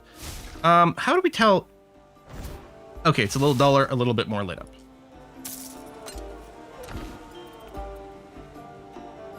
So that doesn't help us. Maybe I should have gone for a straight up melee character for the first one, just because it would have been easier to understand. Smash your weapon, more damage. Sometimes the purely physical characters have problems in that they're so dependent on the quality of their base weapon that if they fail to find an upgrade there, they're really screwed. But we haven't found anything that boosts lightning damage yet. Yeah, the aura can have frost armor and a couple of different things. Like, I can add more defensive qualities to the aura. That is true. Which I very likely will do. But I kind of need a for dummies mode on the W.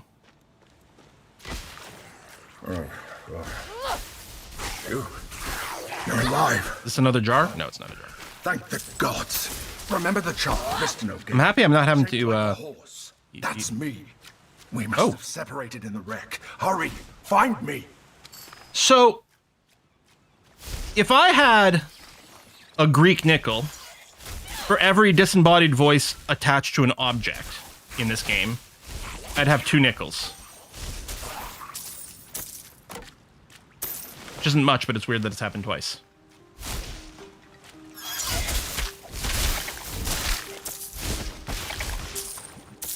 Follow the voice, although we don't actually have a an indicator. Oh, probably over there.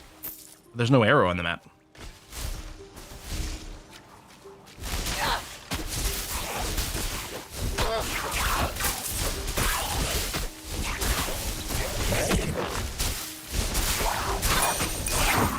Large serpent coin, quest item. Large bull coin. Okay. Are we going to an arcade? And by arcade, I mean some sort of communal shopping area where I can spend my currency.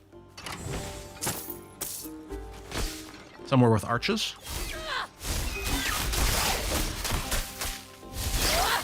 I'm not feeling like particularly smashy with these lightning attacks, but they are fun with the way they chain right now.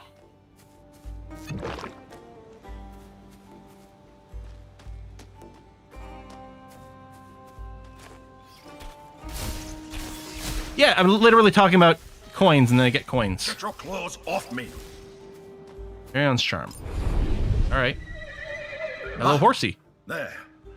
Thank the gods. You're a talking horse. Not just any talking horse.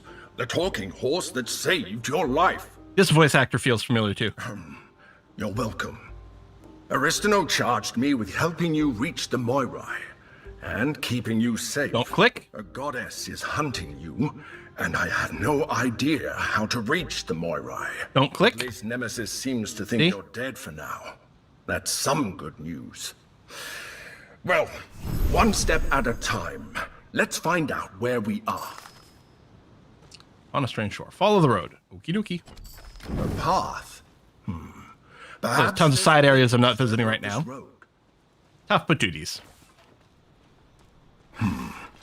What happened here? Yeah, a bit of a dead end.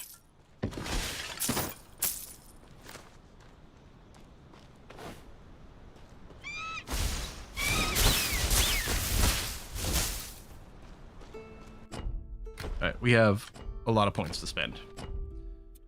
Do I want to... And maybe the passes? I mean, we should probably get a couple of different variants. Earthquake always sounds like fun. Cyclone. Blink sounds really useful. Remember, use an active non-channel skill. 10% chance to hit a random enemy within 12 meters lightning strike. See, this sounds like what I'm going to do. I'm just going to do random lightning strike damage all the time. I don't feel this is very good for, like, boss stuff. I suspect all this overload shit is pretty cool. So I don't get anything, as far as I can tell, for just passively boosting this. I'm not getting, like, free stats or anything with this divinity. So I didn't even need to necessarily spend it now. Let's... I should probably get the frost armor going. Let's get a rank of that in there. We want to start encouraging enemies to get frozen upon being hit by me. I think we're good on energy regen. In fact, I'm partially wondering about bringing this up. Or no, hold on. I'm going to put one more in. I don't know what an ether shield is. Okay, well, no, sorry. While above 50% energy, some of our energy is absorbed automatically. So we get a bit of a mana shield going on, which sounds great.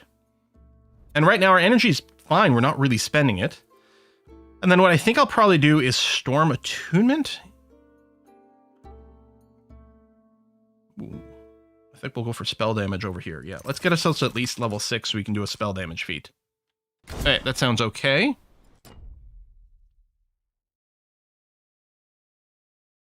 Frigate. More knowledge for more lightning damage. Earth also has an aura, same spot as in Storm, but now for Earth and Fire. My Nimbus isn't running. Okay. Did it get reset when I leveled? I like how these guards don't attack at all. I don't care about money. Just what it can buy. Hello. Funny. And I'm gonna get rid of this.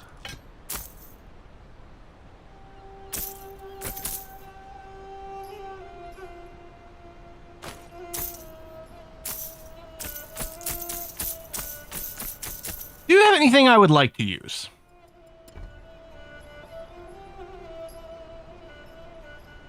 Well, that's a lot of defense. Resistance. Pierce armor. These are definitely upgrades.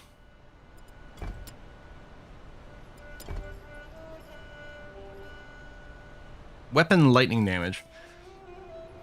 I wonder if I should get the thing where our lightning attack scales off our weapon. Hold on, I could try it. Right. So this does 70 damage per cast. If I dropped an additional projectile. Okay, 70 damage per cast. Add this in. Reduced, because our weapon sucks, but we could get a better weapon.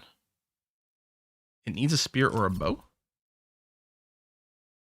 Or a spear or ranged. Okay. Which... yeah, we might... I wonder, does this count as ranged? It says... what is the exact wording? Not here. Spear or ranged. I wonder if the staff would count.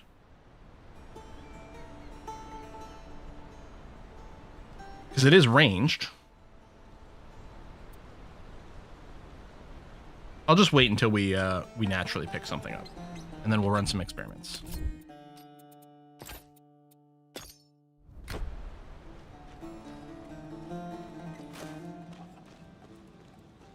Oh yeah, I guess I could have unequipped this weapon.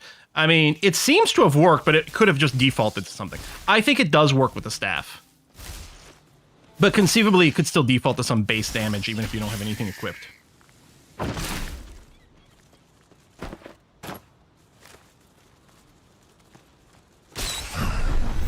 They say only a god can open the temple of the Moirai. So first, we have to find a god, and then we have to find the Moirai temple. I'll just pretend I'm a god. If someone asks you if you're a god, you just say yes. I've seen Ghostbusters. Always had a plan.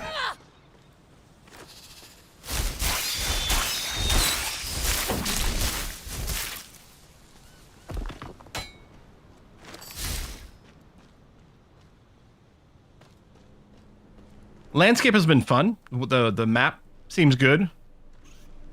The visuals seem strong. There's already enough interactions that even just looking at a single skill, I have decision paralysis about which way to go, which is nice. Right? It's not like, oh, obviously I'm going to take this and it's not a real decision. Already, for each skill I've looked at so far, there seems to be important and meaningful decisions. Or interesting and meaningful decisions, what I meant to say.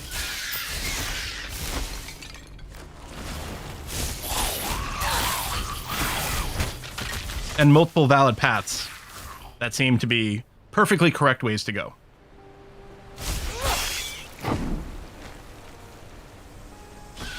But yeah, I should really do the numlock trick on the W so that... Because this doesn't even cost mana. Okay, 33. But that's not that much, and I'd probably still want it up all the time. We got a ladder we can traverse up and down, although I'm not convinced there's any need for me to come up here right now.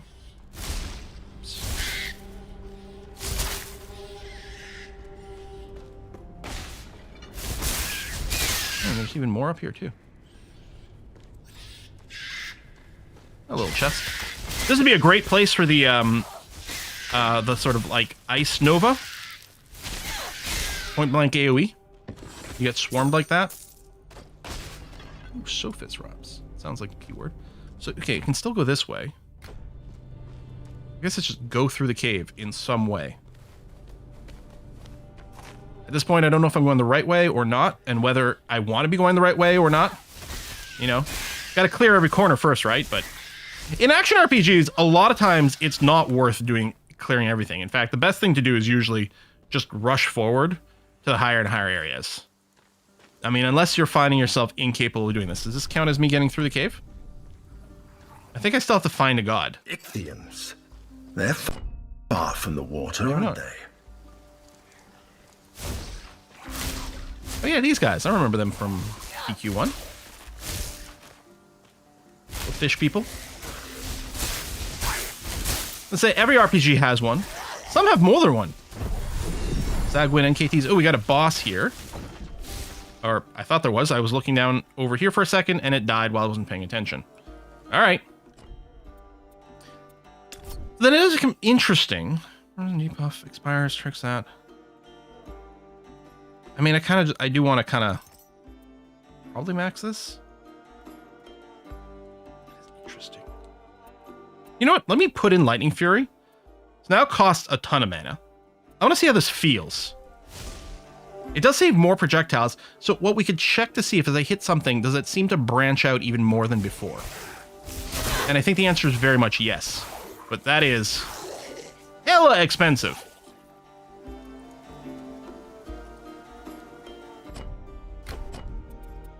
It's cool.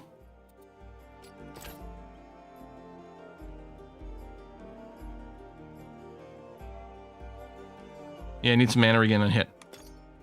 So that's also going to make it more expensive, although less insanely so. And we'll still add more splitting. Okay, so I want to bring this up to here. And then, yeah, spell damage. Increase cold and lightning spell damage. Increase cast speed. I mean, that sounds pretty good. Still got a passive skill point. Still have some attributes you could spend as well. I don't know, whatever. A couple more knowledge. There's an interact spot over here and a bunch of dead bodies. I want a glowy chest. Can it pathfind to here? No. I didn't expect it to.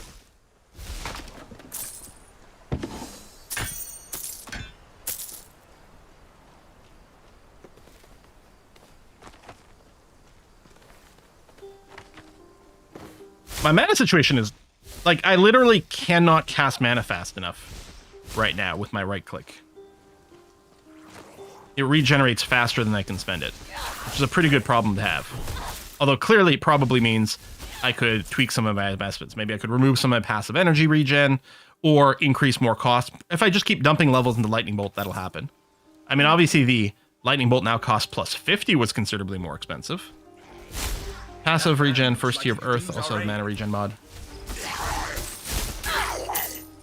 And maybe I could add the cost again and just have more regen.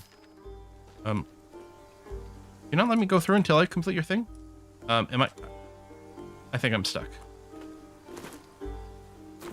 I need to wait.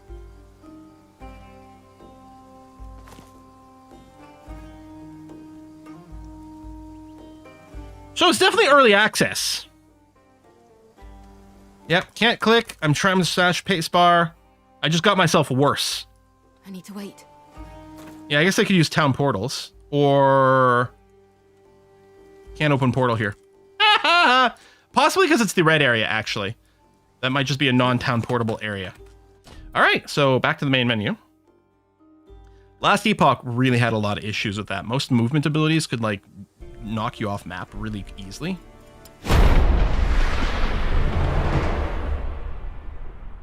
Yep.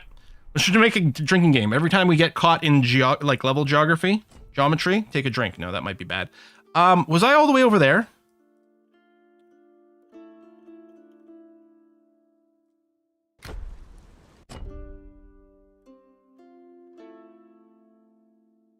There's a waypoint here. Is that where I was?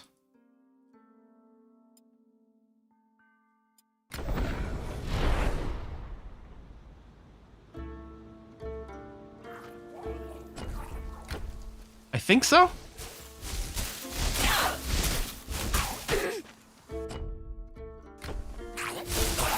There's a little side branch we haven't explored, so I guess I'll do that.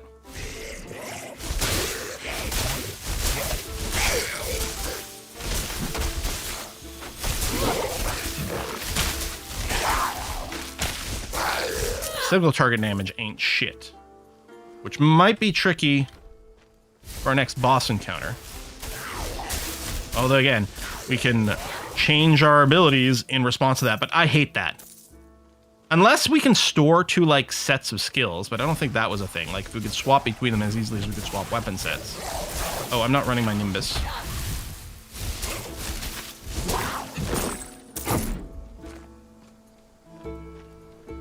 Oh, that's a dead end. Okay. So...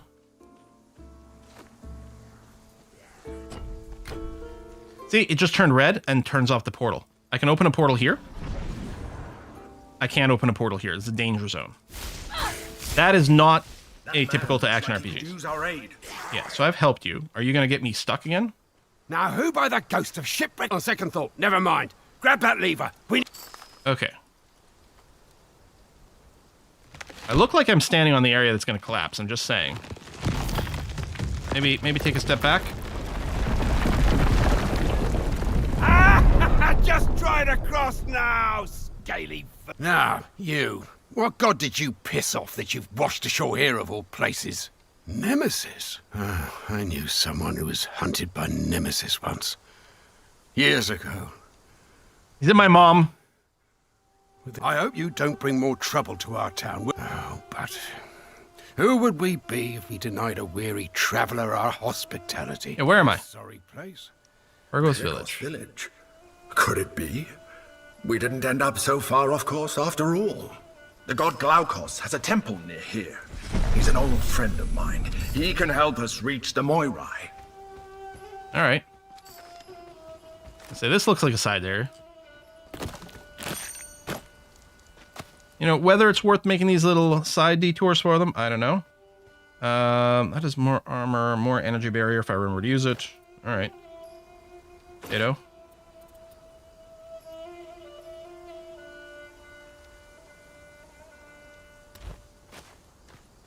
Yeah, to say Glaukos, he's defeated by the great god Mary Juana. Glaukos ordered the Cyclopes to build it for the people here, ages ago. The Ichthians broke through a few weeks ago. Very pretty. The floodwaters were merciless. The Ichthians, too. Not even the god could stop them. Pyrgos would have fallen, too. Not yet. They weren't on high ground. No, the Glaukos I knew would never allow it.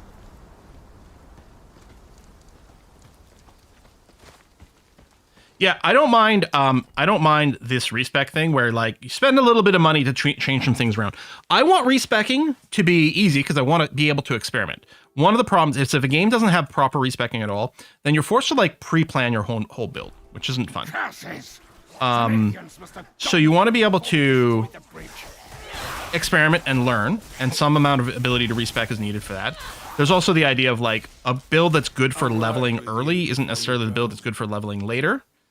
And so there used to be a problem in like Diablo 2 before they added some respecking stuff in there, where you were just hoarding skill points until you got high enough level to start investing in the skill that you actually wanted. And that's bad design. You come here fighting like Achilles and telling me the goddess of retribution is out to get you. Looking for Glaucus. Glaucus? Oh, forget about him. Yeah, you're talking about allocating those points to the skills. And the fact, and I realize that, and so part of my point was, so I don't mind the core respecking that's in here.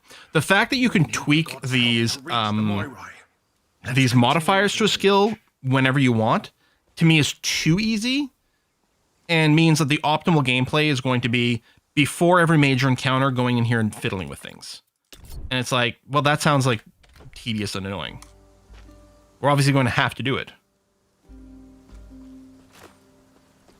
But it sounds sucky. After I became trapped in this charm, Glaucus was as true a friend as you could. Yes, I played TQ 1. He gave me to Aristino because I asked him to. I needed to feel useful. Hey, a lot of fast travel points. That's good. Hello? I need some help here. Hello, what's up? Oh, thank Glaucus you're not one of those monsters. They attacked and carried the other survivors. The conversation was interrupted by my Nimbus deciding to kill a pot. That's funny. My little sister, Tamandra. I don't think she'll do well as a prisoner. Or maybe not. Maybe that first conversation auto-ended. How the world works. Yeah, that's what it looked like. Thank you. All right. Yeah, we'll go and save people. It's fine. I'll wait here. Let's go and check out these little separate areas. I don't know if this is where the cage stuff was. Well, let's find out. There's a dead end here, so man catcher. Ooh, it's a cave. It's our first cave. Pot did have it coming. Yeah.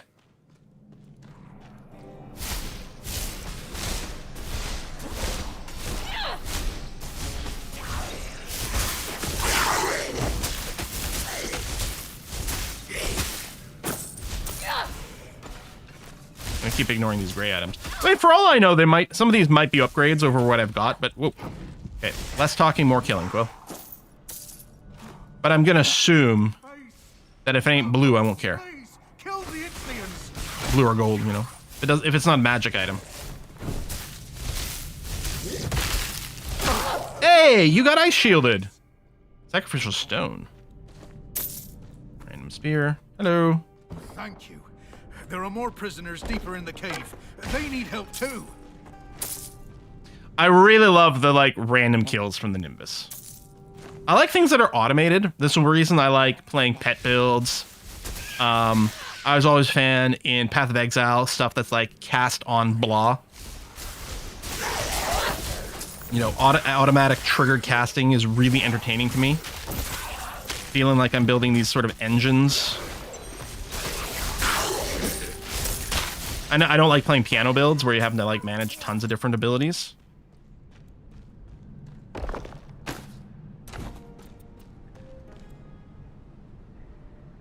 Well, that ring's not an upgrade.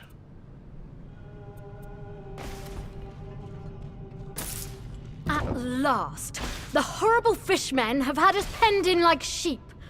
Can you imagine? I have no idea what they thought to kidnap us for. Oh yeah, Holy Mary makes a great point. Imagine you're in a game and there are 2 to 4 people and you can change it after every encounter. I could see that happening with my friends, and every time we get to a boss fight, everyone's like, oh, hold on, I need to make some changes.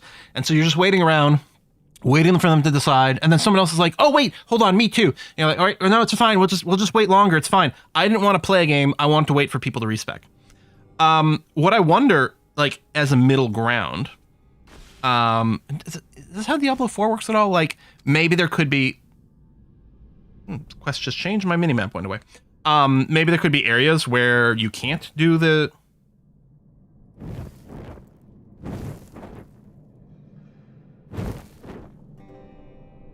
Okay, they're just on. There's not a toggle. What the hell?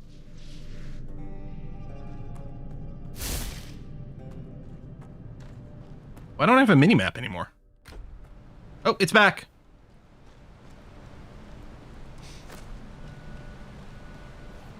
So anyway, it's always the big thing. And it's like, I am like the poster child for someone who wants to respec all the time because I'm always tweaking and experimenting. But I don't... Ooh. Yeah, I handled that poorly. But I don't want it to be free. I want there to be a cost. I don't want it to be annoying. Doing like a passive tree, like heavy respec in Path of Exile as a casual player is basically impossible.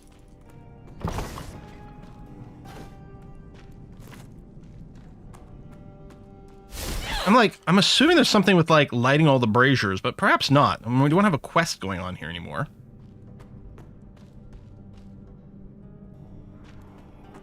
Another sacrificial stone. Like, based on like the quest, it feels like we're done in this area, but I'm like, are we?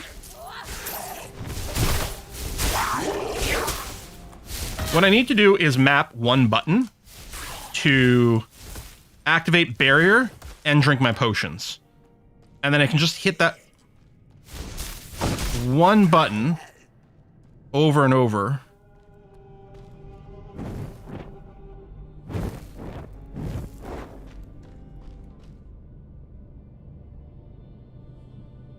Imagine yourself lighting a lone brazier, then a pair of braziers, then a trio. Then the thought, okay. Okay. There was a lone brazier here. Ah, which is lit. Oh! That one stayed lit. So let's go to the pair, which were not staying lit. Although they still had a sparkle, so I wasn't entirely sure. But now presumably these are going to stay lit. Ah-ha-ha! Oh, I love it! There was no quest. It was all done through environmental storytelling. Wonderful. Exactly the sort of thing I liked, especially in Grim Dawn. Like, Time Quest had a tiny little bit, but not that much. But it was, you know, it was early days. This is neat.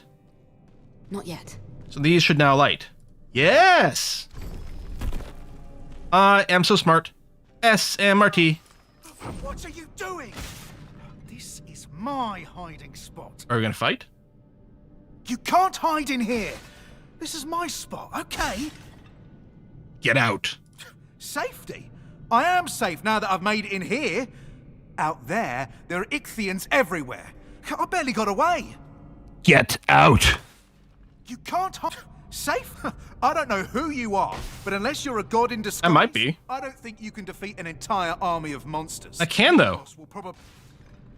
Oh my god! It dropped us out of the conversation again! The Storm Nimbus is 100% exiting these conversations. Sometimes. Not always. I will suit myself. Oh, please get out of here. Okay, but I'm gonna loot all your shit. Ooh, hello. Those sounded like items I want. It's okay, Nimbus. I understand. I don't like social conversations either. So, magic called Thunderstaff of Energy. 14% increased spell damage. There we go, and some energy. This one is 15% increased spell damage, 8% increased area ability damage. We don't really have area damage. I mean, I'll probably do this for the moment. But now we could also check. 98 damage on this lightning bolt. If I were to go now over here, drop something, and put in weapon attack. There we go. 107 to 118. So we got a better base weapon. So now our lightning bolt is legitimately going to do more damage. That's good. I'm wondering, did this animation change?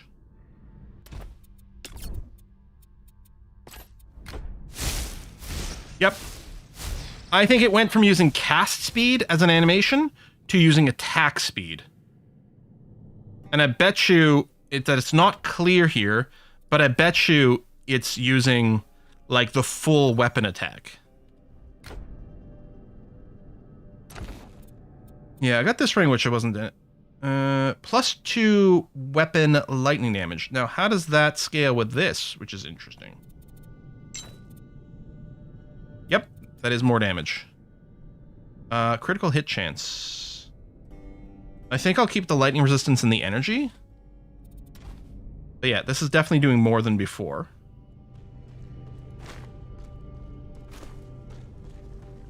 Okay, so I might just be able to town portal out here. I'm not sure. Oh my god.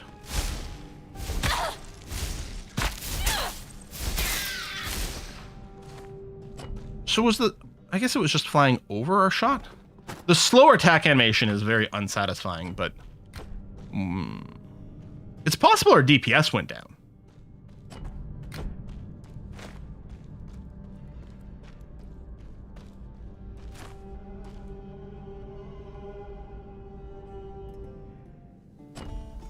Lucas, I'm going to have to try to ask you to stay on topic. I appreciate that you're very active in chat. That's lovely. But you're going to have to be on topic. I need to wait. Sorry. I mean, we go off topic a lot, but... Thank Glaukos. I was worried I'd never... I need movement speed is what I need. This is like, oof. You fretted enough for the So slow. Better than Proti. Well, I'd have to retry Path of Exile too. I'm sure the dampness of that cave was giving me a nasty cough. We all made it out without any problems. Thanks to you. I'm kind of awesome. Thank you so much for rescuing my sister. Killing me? Those monsters were... Your sister sounds like a real winner, but alright. One passive point, which I don't know where I want to put it yet. And you have to worry. Although it is easy to respec, I suppose I could just slap it anywhere. But it's only one.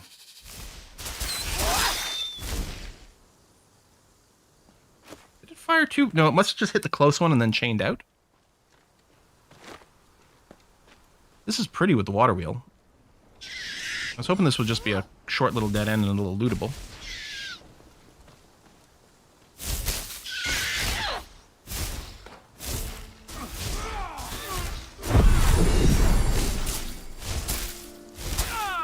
You know, I'm actually thinking I might not want, because it's definitely slowing us down. I might go and drop that. Yeah, more divinity, more stuff. I kind of want to put more, I think, in the Nimbus. Maybe a second tick of Frost Armor. Less reserve doesn't matter. Oh, more lightning damage. Yeah, you'll reserve more, more energy, but that's fine. Or I could just put a second level in the shield.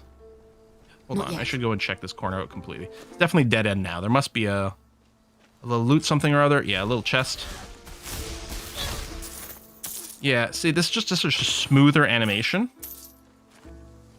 Maybe if we got a staff with like a faster attack speed, or like, or a bow or spear, a fast spear. Yeah, I don't know how the story interacts with TQ1. I mean, if you asked me to tell you the story of TQ1, it'd be a little hard. There are things that are going around killing all the gods. Not yet. And you're having to put a stop to that because that seems bad. That's how far I remember the TQ1 story. That Phelon's an odd one. TQ1 had a story. I mean, action RPGs and stories are always tricky. Oh, Caravan! Good store. Admit it, but as soon as that's fixed... So we have a stash. There we go. Okay. I mean, as expected, it's not really a surprise. I don't think I'm going to stash anything I've got. You're looking to buy a bow? I think I'm probably going to just sell what I've got. Any chance I want to keep the crit ring?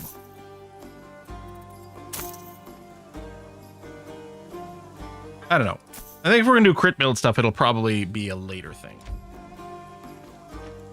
There's another... What is this symbol?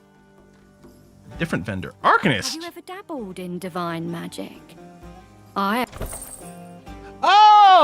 This is where I buy the kind of stuff that's better for me. Some energy regeneration, area, pleasant fire, cold. What about these yellow things? Piercing armor, more knowledge, lightning damage on this robe. I think I am going to get this one.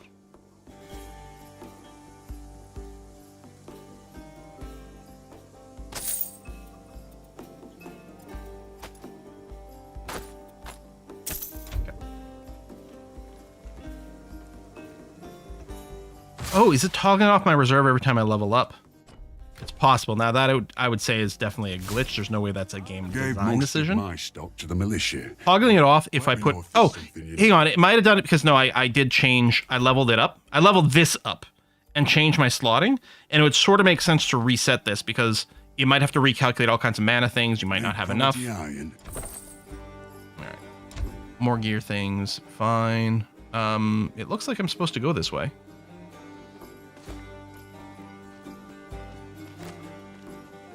I need to wait. Oh, apparently this is going to be a somewhat longer stream just because I'm having some fun here. Did the Oracle give you a prophecy? Water. She saw water. As if we don't have enough of that. Is there a flood coming? Who are you? I sense something on you. You found some members of Night. Have I? Yeah, give them to me. I'll reward you. Sure, stranger. Let me give you these things that sound powerful. I'm a scholar, a researcher. I study the Mycenaeans, how they lived, their magic, why their civilization crumbled. Don't click. Embers of night, fragments of stolen dark magic were scattered across the land as a cataclysm destroyed their civilization. Don't click. The embers are no use to you, but with them I can unlock the secrets of the Mycenaeans. Click. Good, thank you. It's far too slow gathering them on my own. Here's your reward. Let's see what you've got. I have more embers. Do I? You don't have enough yet. Okay. I'll keep an eye out for embers. Double resist, more energy barrier, more might. You know what? Sure. Might enable us to equip a few things along the way. We have a world quest for ancient embers. Collect 30 embers a night. I'm assuming those will probably show up in the repository over here. Yeah, hey, we have 9. Okay. Investigating auto picked up. Time out of mind, we've made offerings to Glaukos, god of sailors, for all those lost at sea or who could not receive a proper burial. You look like you've had an ordeal. Perhaps there's someone you'd like to honor. Yeah, I'll honor my mentor. Your mentor. They died for story progression. Brave woman. You may make an offering at the altar in her memory, if you'd like. Is there someone you'd like to honor? What about Glaukos? Glaukos was immortal once, like us. A sailor who ate of a special herb and became a god. I mean, who hasn't eaten a special herb and felt like they became a god? I think he's abandoned us. But I had a dream the other night that he'd return to 10 members from the dungeon, my open door. I came here right There might be away drops, it might just be quest rewards, might be a combination of the two. But I can't understand her riddles. Is there someone you'd like to honor? Oh, free XP. Does it do that every time? Like punishes me the second time, just strikes me down with lightning. Okay, we're just going through different poses. All right. Among the sea gods' gifts is the gift of prophecy. To Heracles, he prophesied deification. To Menelaus, he told of Agamemnon's death. To his oracle, Glaukos has given a share of his foresight. Her riddles are often difficult to understand, but they contain within them glimpses of the future. Ritual shrines allow you to perform rituals for payment of gold. You have varying effects. Currently, you have respect your attributes. Oh! Change the level of enemies throughout the world to increase the challenge and rewards if you want to. Oh! Fate is shrouded in darkness. The Moirai cool. Cannot hold the threads. The blind prophet is twice blinded. Oh, about Glaukos. Oh, god of sailors, whose love, like wrath, cursed poor Skiller. What happens when a god loses faith in himself? In Glaukos' temple, the faithful seek sanctuary and find a prison. Her hands are stained. Do not speak her name. Her hands are stained. That's Nemesis. What about the Mora? The fates conspire, but do not intervene. To learn your fate, seek the god. Okay. So, Ritual of Athena. Invoking Athena, the goddess of skill and strategy, allows exploration of alternative tactics from those already committed. Choose from one of these options. Refund all invested attribute points. Cost varying amounts of gold. So that's cool. Ritual of Ares. Choose increase or decrease difficulty. That's interesting. Elevate minimum area. Respawn enemies in the area. So, because we chose a difficulty setting when we created the character, and sometimes in these games you get to change whenever you want. Increase or decrease. Elevate enemy levels in previous areas. So you can go and repeat areas, but have them leveled up for you. That might be useful in like the extended late game or something. Maybe depending on how the drops work and like uniques and stuff, and if they get leveled, I don't know. Let's increase the difficulty level. Yeah, I can't bring it down, probably because we're already on normal. All right. Enemy's going to be tougher. Seems fine to me. Well, we haven't gone too far creative writing. I've heard that it's about, you know, if we're going at a semi-casual pace, about 15 hours worth of content. They only have 4 masteries in of... I don't know if they've announced how many, but I'm expecting something more around like 8 or so. We were fishing at the secluded... Everyone... Thank you. So certainly not that much content. What's nice is they've done the right thing and priced the early access at a lower price. The elevator is off limits. At about half of their planned release price. Got a problem with it? Talk to Because it's definitely only a fraction of the game. So if you're buying this to get access to a full game, that seems crazy. That would be incorrect. If you're buying this because you want to get in on the ground floor and maybe provide feedback to the developers early on and be active in that way, then that can make some amount of sense there. It's always the thing with early access is like, how do you judge it in various things? So far, I'm liking what I'm seeing, and mostly I'm just going to be like that much crankier for wanting the full version now. You hear my partner? Only. Need to get the temple. Things below must be dire if they're not allowing anyone out of the village. Let's speak to this Ryzen. Everything is falling apart. Enemy smoke signals stain the heavens themselves. The gods have abandoned us. It won't be long before the fishmen. Any word about Canis? Last I saw him, he was holding off the Ichthians at the secluded beach up north. Okay. So, this is the Ember Shard person? You don't have enough. So, you have sort of that trefoil symbol. All right. That's good to know. Speak some about joining the militia. Hey there! The militia is taught to Lakar. Any word from Glaukos' temple? None yet. Report back to me the second you hear something. Yes, sir. Some of these voice actors sound similar. Guess. Or familiar. Some big shot on your farm, killed a boar, maybe. And now you want to sign up for the militia. Dude, I've killed, like, hundreds of things in the last hour. All right, then. Let's see what you're made of. Okay, hang on, I'm gonna talk to this guy. The city? Be careful on the northern road. One attacked me yesterday, but something's driven him into a frenzy. Yeah, I'll deal with things. Thanks. Killing things is what I do. Said you had this thing caged. This is not very caged. Heals up. Whoop. Dodge that.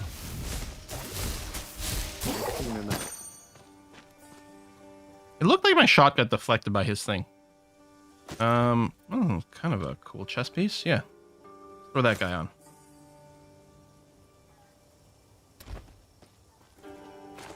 All right. I killed your random fish dude. It wasn't even hard. Technique. I'm sorry I mistook you for a common traveler. Yeah. Aristano. Not Aristano of Sparta. The very same. I thought she disappeared when... Never mind that. Yeah, kill the Gryphon. Congratulations. You're a... Sir, a message from Glaukos' temple. Ichthian... Damn it! As you can see, we're... The Temple of Glaukos. I do like little conversations like that are quite cool because it gives you the sense that things are happening in the world. We should go there at once. Not just waiting for you. I'm a little busy right now. Hang on. What do you need? I'm a little busy right now. Anything done? Yeah, excellent. Find all 4 of the... Kill 4 commanders. All right, sounds good. So now I guess I'm going back up here to use the elevator. Not yet. And like the auto scaling in Oblivion, but being able to choose scale sounds good. Yes. The problem with auto scaling, if done incorrectly, it removes your sense of progression. The whole idea is like, all right, I had trouble killing Murlocs in Goldshire, but now I've gotten like 20 or 30 levels and I'm running through this. I happen to be running through this area again. And you know what? I'm going to go and whack a few gray Murlocs. It doesn't give me anything to my character, but it feels good. Oh, right. On the other hand, and so if you got rid of that kind of dynamic scaling, like, you know, or you added dynamic scaling where things are always scaled to your level, you'd never feel like you were getting better or stronger necessarily. I mean, you sort of do, but not really. You mostly just feel like you get more options. Elder Scrolls Online actually did a pretty good job with that, even though it's, you know, within the Elder Scrolls sort of, you know, franchise. It feels good there, but mostly because in that case, and I don't think it had it originally. I think it was after a bunch of expansions and things they did it. There's so many different zones in that game, and you really only have to do a tiny fraction of all the quests that are in the world to reach max level. But then if you still want to experience those zones, and it has a really good story. And so there, it feels good that there's dynamic scaling in that you can do the world in any order you would like. And the content will always be kind of appropriate for you. Not everything scales in every way, depending on things, but for whatever reason, it feels good in Elder Scrolls in a way that it didn't in other games. Another Ichthian smoke signal. They're coming for the elevator. Cover the warrior beside you. Yeah, level scaling to remove some of the flavor of different areas, yeah. I don't think it would work in some, like, it doesn't work in some games where you feel like maybe more of a power fantasy, more of an amusement park feel, but the more sort of story rich something is, maybe the better the dynamic scaling feels. I don't know.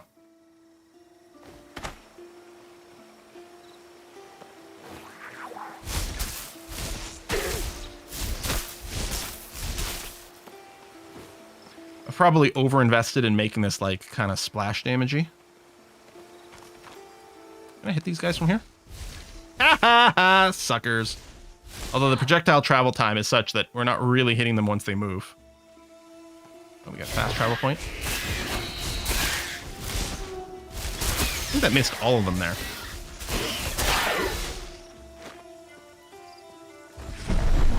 Is the more projectile things, was that decreasing the damage we did? No.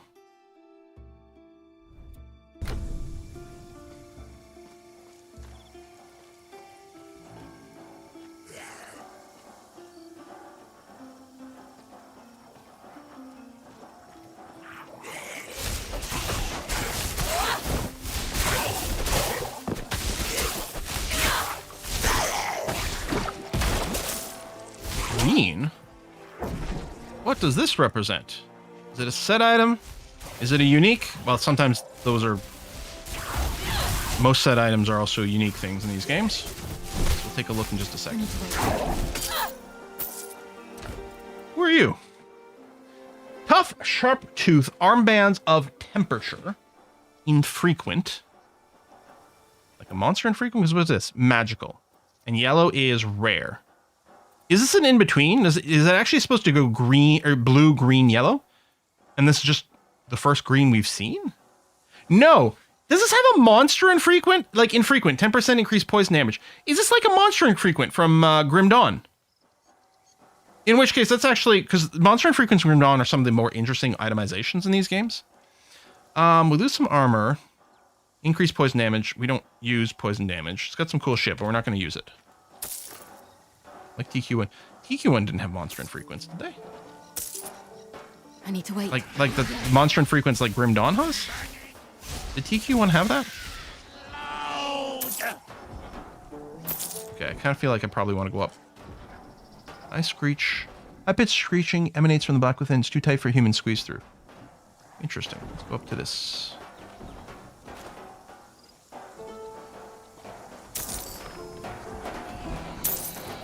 Now, we haven't seen any of those little, what's going on here? I don't know what you'd call them, but they were calling them in this. A little, like, lootable sort of crafting things, like, you pick up a heel of Achilles, and you can add it to your weapons, your armor, and it does a certain thing. We haven't... Okay. These bats are annoying. Like, when he's right next to us, it feels like the lightning bolt was going underneath him. Now, it could be that just because of the flying... Yeah, I think what's happening is I'm just not targeting the right area. I think we... I hate that you're moving away. We need a little shadow. I think that might be the problem. Oh, or maybe you were scripted to do shit? Okay. I'm thinking of things like Mutalisk in StarCraft 2. When you want to hit Mutalisk with a spell, you want to look at where the shadow is and target that. Like, the shadow might be here, so we'd want to target this as opposed to the body itself. But there might have been something else going on with some of this. No, I want to talk to this guy. You kill Mercy Fish. Yes? Friend. Ah! I missed a goddamn... Hang on, let's reset this. Don't click. That shit's gotta change. Made us angry. Couldn't think. We attacked man creature friend. Not good. Feel shame. I played Guild Wars 1. I don't think I played Guild Wars 2. I don't remember. He live in Mantown. You know how to... Ooh, shiny stone. Sounds great. All right. And... Oh, thank you for the gold. I didn't mean to pick up the great iron. That thing down there. Okay.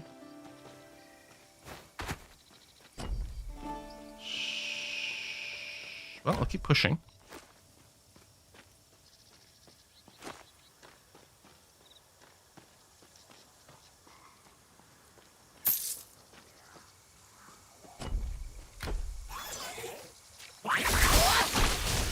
That thing over your head is advertising. I need to wait.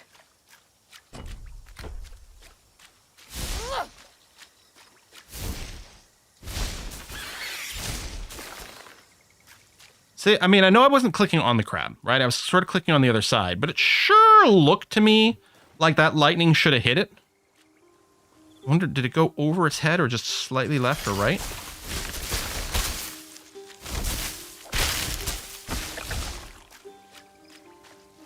I think... I'm wondering if the hit boxes for the enemies, I wonder if they're like true to model, but I kind of want it to be an extended cylinder. Because I think that thing's flying, going slightly above or slightly below these targets might... Like, I wonder... I'm trying to intentionally fail at hitting some of these guys. And, you know, not dying along the way.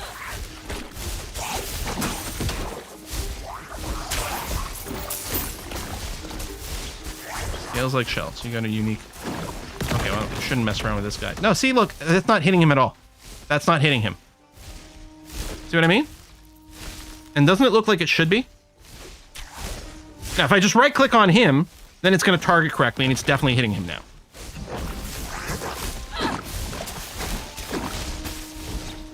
But see how that's not hitting him? Well, it's hard because my Nimbus sometimes triggers and hits him. But we're not hitting him here.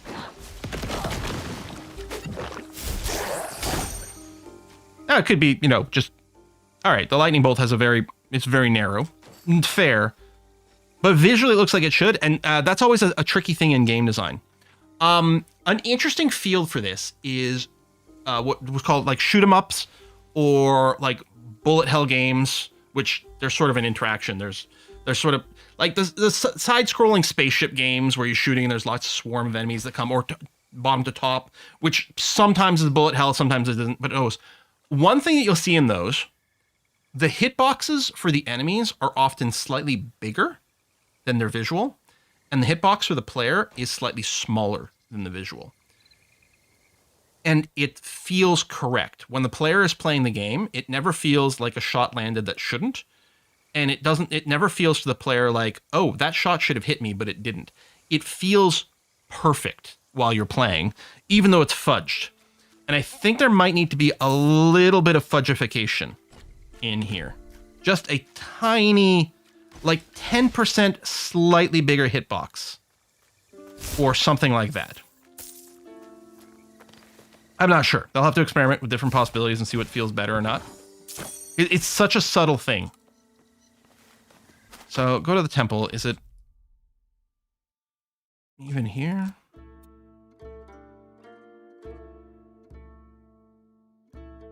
I don't know. I'm going to keep walking and see what happens. Not yet.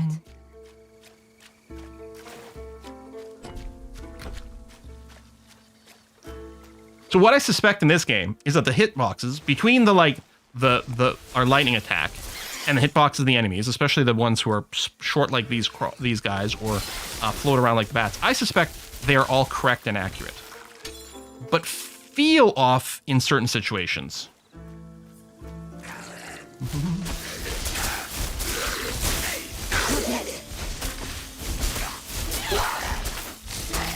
Wow, there was some healing going on there.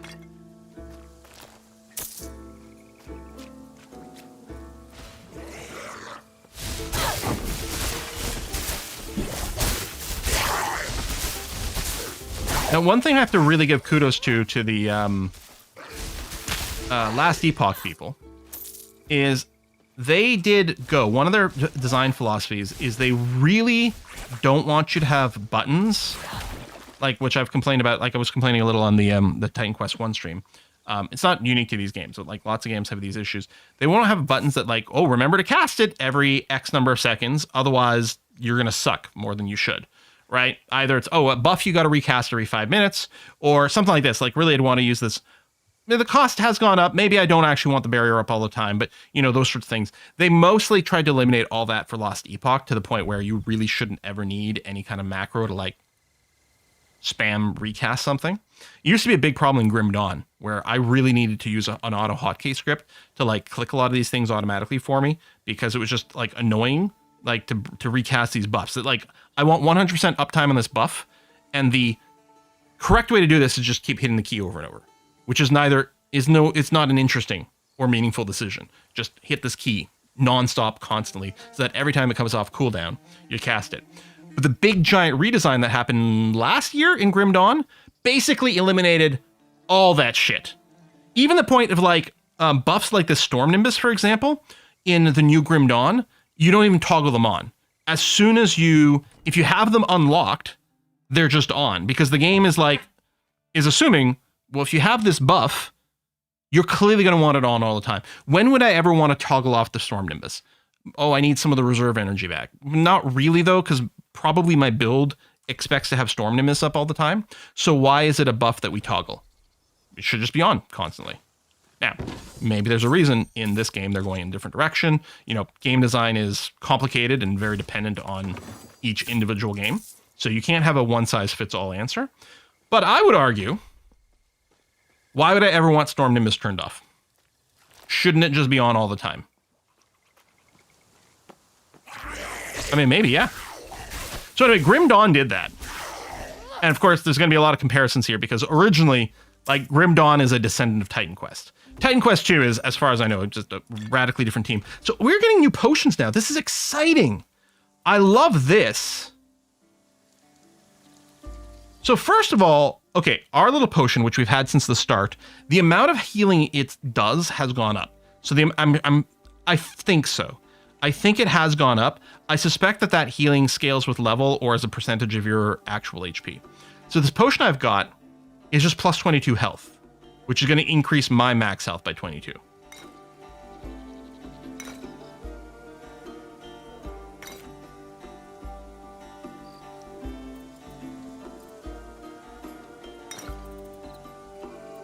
Okay, this tooltip doesn't quite... Okay, there's a delay in the tooltip swap, because I actually expected, when I equipped this potion, that the amount of healing on these would go up. And they didn't, unless I moused off and went back in, and it does. Okay, so I have 22 more health than I did, and this potion is healing more. So clearly this scales based on your max HP, which is nice, without having to replace it, but you're still going to want to replace it when you find things with better traits. But unlike, so In Path of Exile, you're starting with a minor health potion, then the small health potion, then the medium one, then the large one, then the grand one, then the venti, then the, you know, whatever. Here, theoretically, they only have one base type of health potion. It might not be true. We might find out there's something else later on. But it looks to me like there's one base type of health potion, and all you're looking for is the modifiers on it. Don't hate that at all.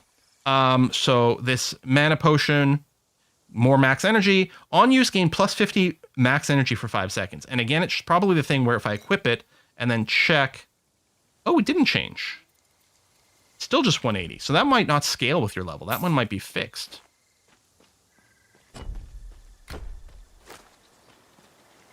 Which might be an important game balance thing. Because that effectively makes the energy regeneration rate from your potion usage static. That is some damage. Now, we did go and add +1 level to all the enemies in the game. That seems okay. I'm not... Am I hitting this guy? There it is.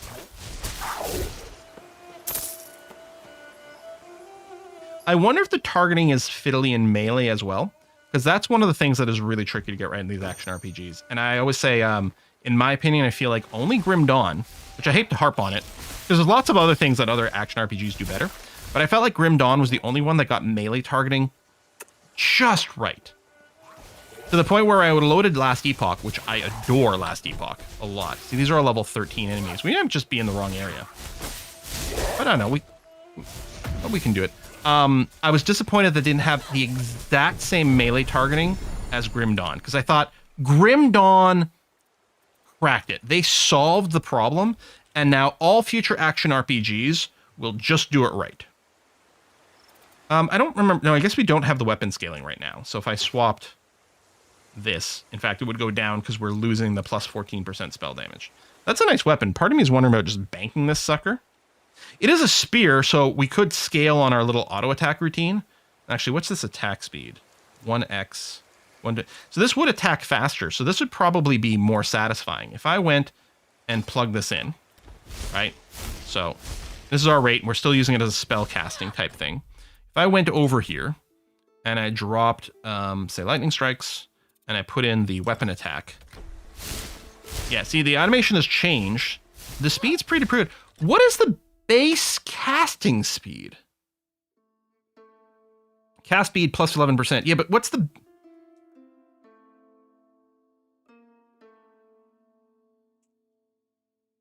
Is it on the spell? Attack time, 0.68. Hold on, but that's with my talent. So if I take this and I remove weapon attack, 0.63. Okay, that's good to know. So it is still faster for me to cast the spell directly right now. Barely. 0.63, 0.68 is very, very similar. And it's hitting for 114, and if I do this, it's hitting for substantially more. Okay, this is microscopically slower, but probably not enough for me to notice, and hits much, much harder. And that's because the spear has a good attack speed. So the strike damage, well, it's presumably still, since we're using the weapon damage, presumably this is still helping to scale up my lightning attack. I'm actually not entirely sure. Increase weapon attack damage, that probably does. Increased attack and cast speed is great. I think this is an excellent weapon for us. I mean, it's generating substantially more damage.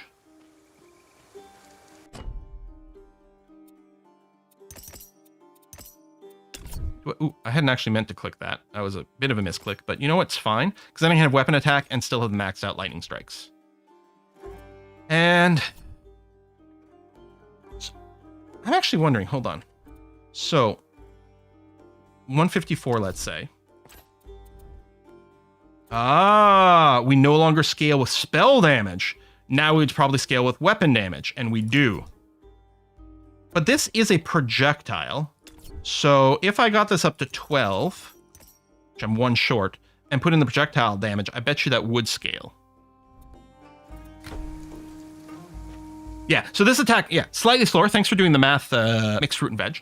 It is slightly slower. 8%, you were saying? Yeah, which is broken base of a statue. Very little and substantially more damage.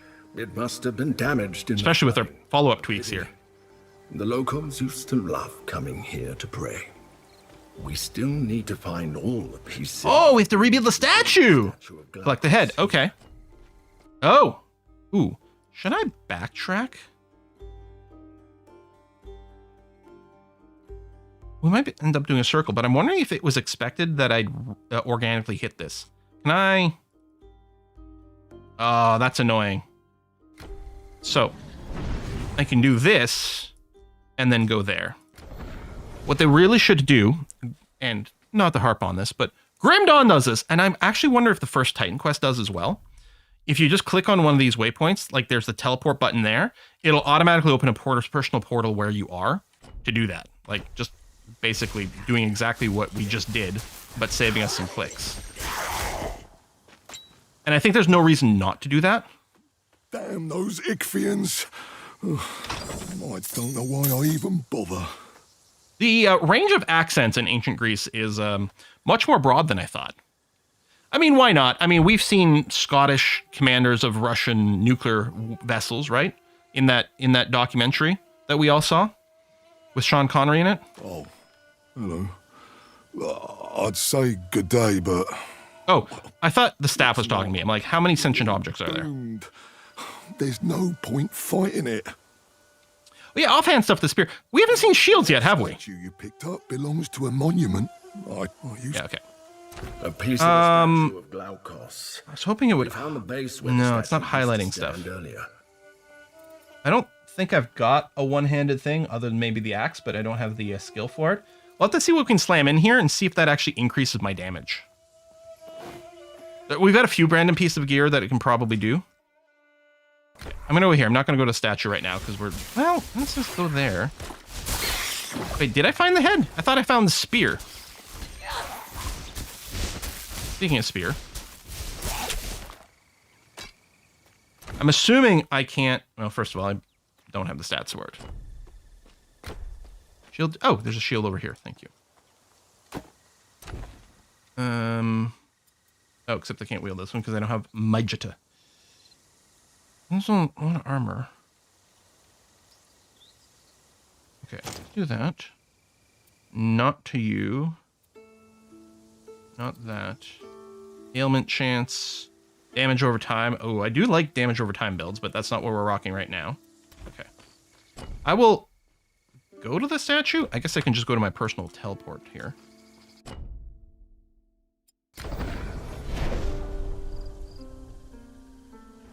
Yeah, only white shield so far. Okay. So, oh, now it says collect the head. So I guess while we're close to it, it reminds us of the next step. We still need to find all the pieces. If we and presumably our repository here. Yeah. Okay. I love that the quest items don't take up inventory space. I need to wait. I mean, is it realistic?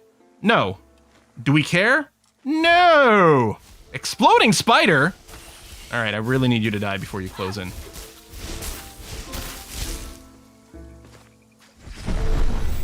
Fast travel point there. Okay, that's very convenient.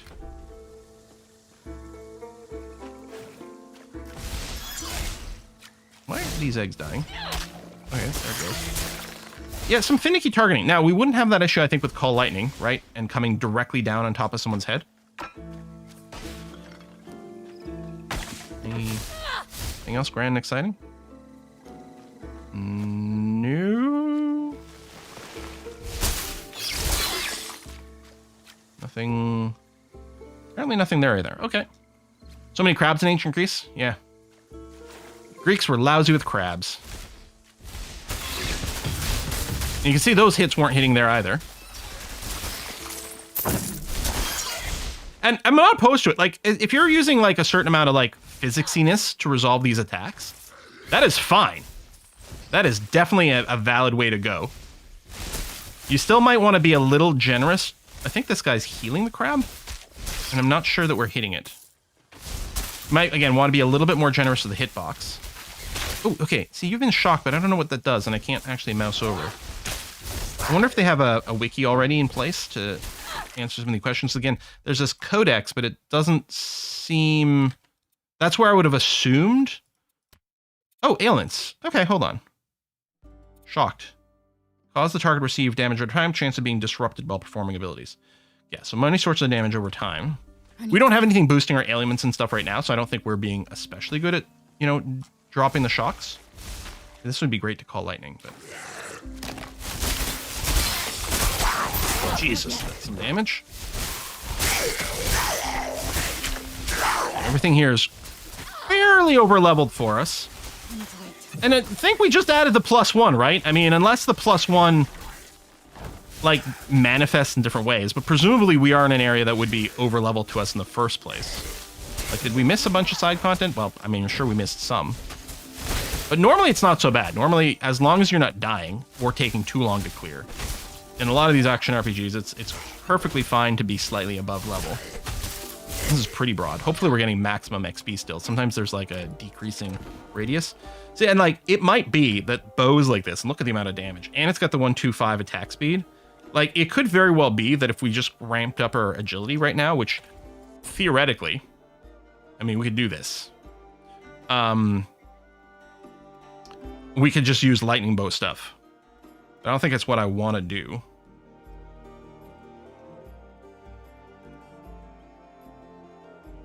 Kind of want to just keep going here. You know what? I'm going to get more points in the let's not die. Let's do that. It's pretty easy to make the case for not dying. Anything exciting over here? Crab nest. I wonder what's going to be in here. A farm full of crab eggs. And I thought I'd seen everything.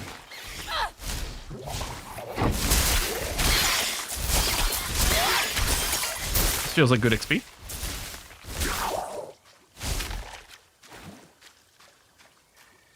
Stuff back there, but I was gonna say, I'm assuming a dead end over here, and... Can I get through here?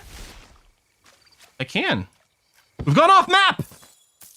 Resistant Ichthian Attacker Thorax of Parrying. What a fun name. Or gear I can't wear.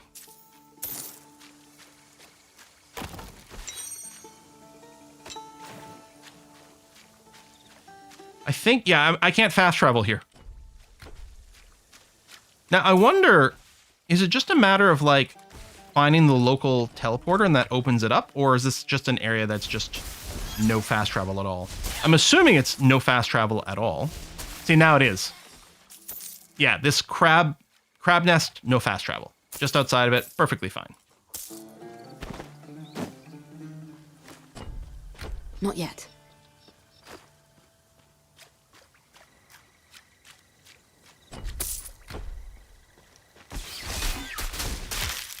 I wonder if I can blink through there. Looking forward to the upper tier ability here. Okay, I know we keep going over. I'm really enjoying it. Part of it is because whenever I start a new action RPG, I'm always like itching to like figure it out, right? Oh, broken statue tail. There we go. And I'm still very much in that phase, but it's flowing well. It's not so trivial that it feels like almost pointless to stop and kill things. Especially with the +1 level I like. Could have also just rolled a higher difficulty probably, but... I wonder if we can change the difficulty from the main menu. Oh, different energy potion. On use, plus 30% increased ailment chance for 3 seconds. See, those are both very interesting.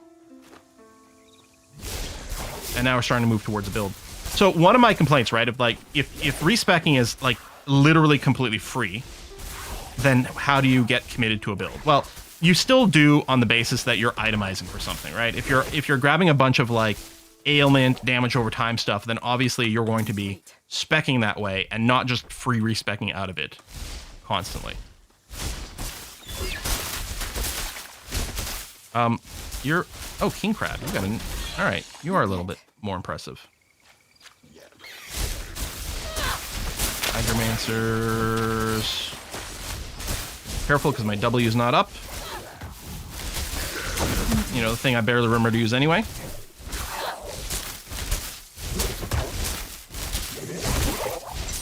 Destroy. Wait, there's a quest to destroy all the eggs? Oh.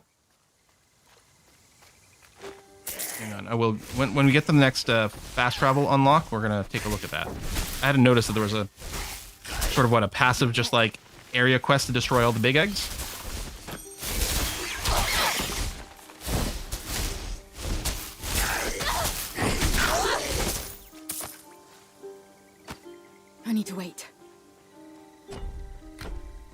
I'm just hoping, yeah, there'll be another little fast tracking thing. Not yet. You know, Glaukos started life as a mortal.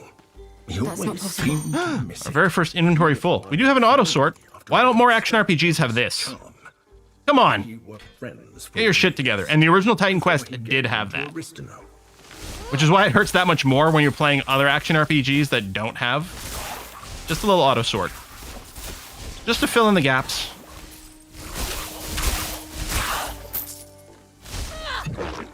I need to wait. Okay, really just looking for another travel shrine here. I mean, I've got my personal portal, but...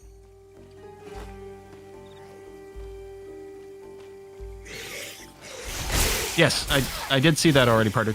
Someone indicated that there was the quest there. That's what I'm talking about going back for. That's why I was saying I was waiting for this fast travel point. Oh my god. I mean, being poisoned probably isn't helping us here. Oh, shield's back up. I need to wait. What is this? Oh, Stone Wolf. So, I think it was there. So if we fast travel to this...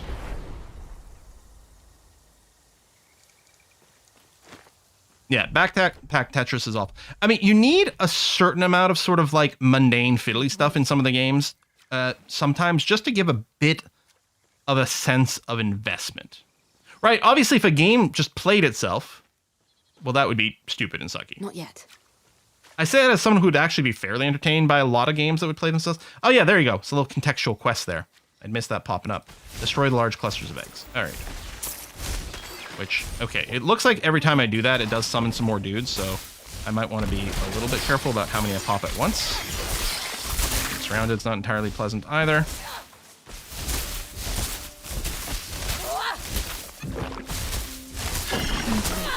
Mother Crab. Where did Mother Crab go? Oop. I mean, that's super big. You're definitely tanky. Oop. Dodging that. And yeah, we are not optimized for single target damage. I need to wait. That shell. So we don't have our mana. Oops. Perhaps the militia can make use of it. Oh, here is a trash shell. Alright. I can't do that. I'm not going to have room for everything, even with the auto sort. That's kind of the limit there. I probably have a couple of gray things. I do want to sell some things. I probably don't need this much. I suppose I could fast travel out of here.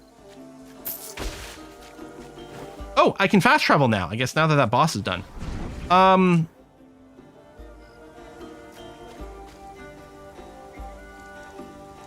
Oh, no, it does open. Weird. Let's travel here and do some selling. Light shield. We can't. We can't use either one of these. I'm wondering if there's an offhand caster item that we'll end up getting. Or some sort of caster shield, an energy shield or something that doesn't need those stats. Need quality iron. And let's sell everything I can't wear. And we'll double check the stuff I can. I'm going to sell these potions.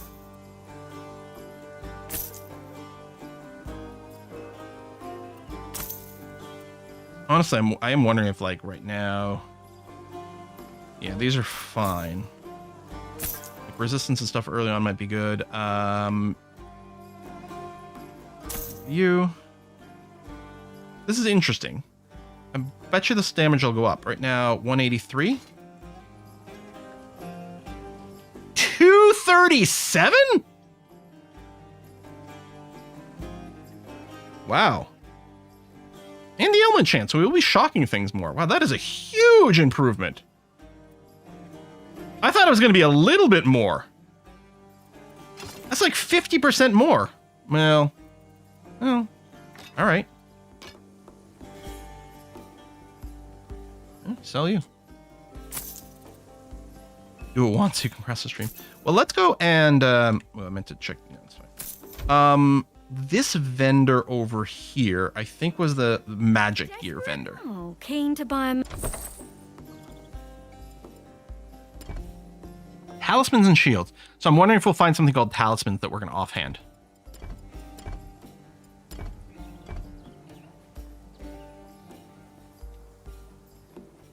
Oh! I didn't realize I lost some agility somewhere, and I can't even wear the current hat I'm wearing. So let's go ahead and do a little swap. In the options, you can go and hide helmets, which I think is the most important option in any game. I mean, more than resolution, frame rate, obviously the option to hide your helmet is what we care about the most. What is this? Oh, there's another crab nest!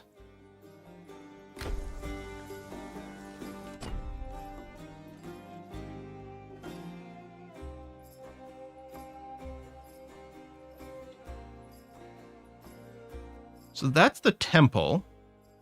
Hunt a commander, collect the head, commander, Canis. Okay. It feels like these resolve side quests, and this is main quest. So let's go here. Maybe I'll start by going straight east from here.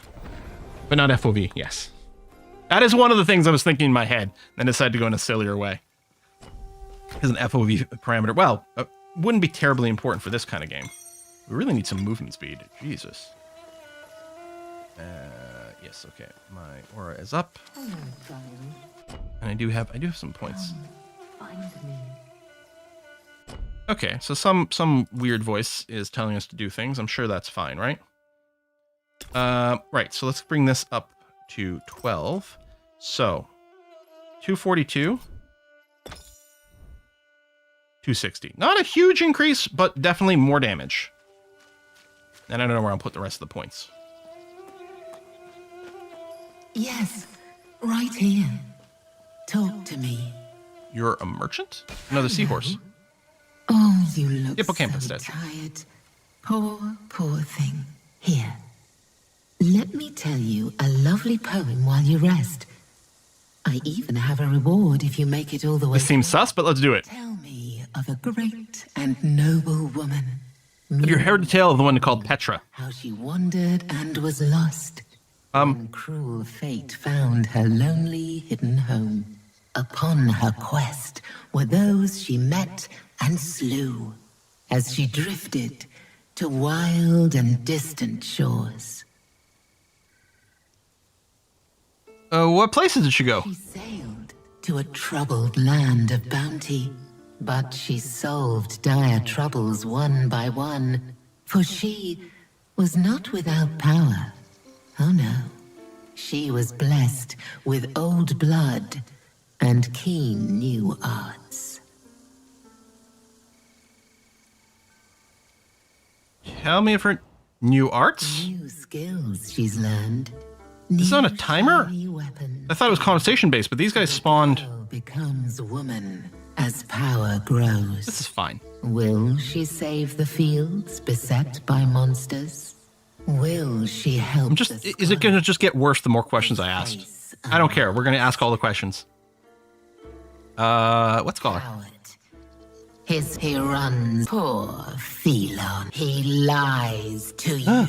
Oh, what is Phelon lying about? Your eyes are blind. Am I twice blinded? My fly, as you stumble in. I feel like I'm getting a mixed metaphor. What with you being a seahorse and all? Journey is over. Your life belongs to me, and the reward I promised you. A quick death. A little cliche, but more than you will get from the one who hunts you. Your tale ends here.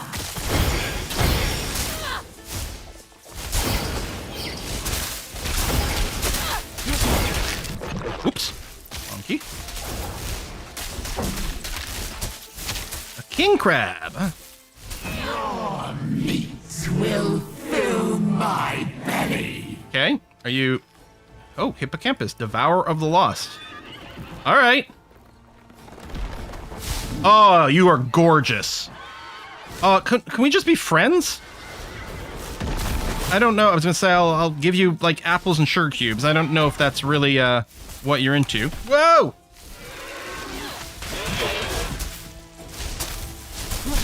I don't have an evade. See the little circle that follows you? Like, I don't really get an ability to evade that. Hear your heart's panicked pumping.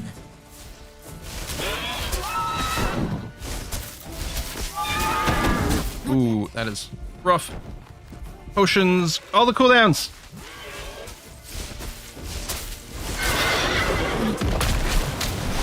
Oh, that's real bad. So okay, this is the second one. Now that, I mean, I'm just gonna say I died to combat. I think I got a not evade maybe the melee so that I've got the other one. But the one, this is the second person we've encountered that puts little like AoE circle underneath you that follows you. So you see the circle, your instinct is to evade out of it, but the circle follows you. So you can't actually evade dodge it. And there seems to be a very tiny window between when that circle sort of like gets replaced with an actual AoE. Oh, there, okay. Only one recovery portal can be active at a time. So you do get a recovery portal at your death. That's actually really cool. Yeah, so I could preemptively change the build a little bit here. First of all, I gotta put this back on. It's kind of an interesting question of what would we do. This was really good for killing the crabs, but this is not a boss killing thing. Now, if these pierce, like what we can try is something like this. Keep the weapon attack, keep that. I think the random lightning strikes might still be okay. I don't know.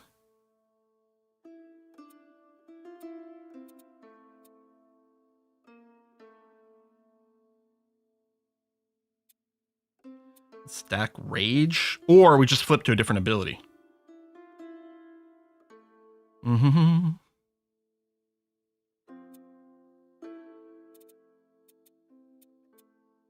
So I think maybe the additional projectiles won't help here.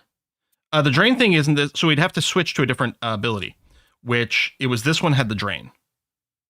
We'd have to do a respec, which I don't want to do, but we could look at a little bit of shuffle. Like, you know, spamming the rage probably works. The Overlord is interesting, but it might just kill us.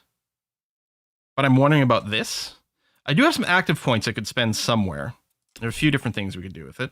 I need 2 more to get the next tick here, which honestly might not be a terrible idea. If we go over to Earth, we can get more spell damage. I don't think I need more. So that's not energy regen. Someone's pointed this out. There's not energy regen at the first thing of Earth, but there's more total energy, which is nice. It's just more damage. The other thing, there might be some things in the dodge that's worth picking up, like more charges, extra speed, fire explosion, ooh, teleport, cleanse roots. That's fun. More distance. That's just useful for like just travel and very appealing that way. The ailment cleanse may not matter for this particular encounter. We might want some other things. Reduce the cooldown. I just use it more. All these range mechanics. I mean, let's just try it like this.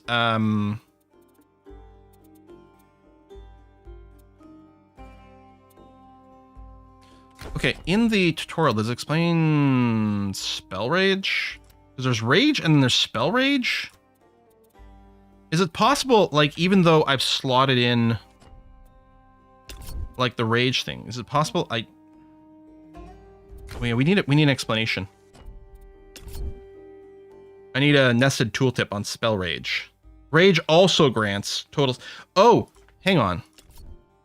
Basic rage is just attack damage, which might actually work with our current setup, but I guess I do need spell rage. So now we have spell rage.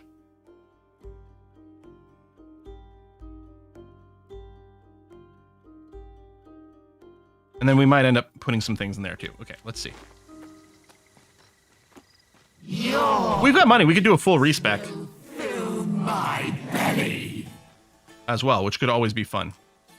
Okay, I don't have to kill your crabs again, just you? Okay, that's fine. The crabs weren't the issue. Could you get a hitbox, please? There we go. Thank you for finishing. See, that... Ooh, I'm going to be bad. So I guess the trick with that one is wait until the circle... I don't know if I can avoid that.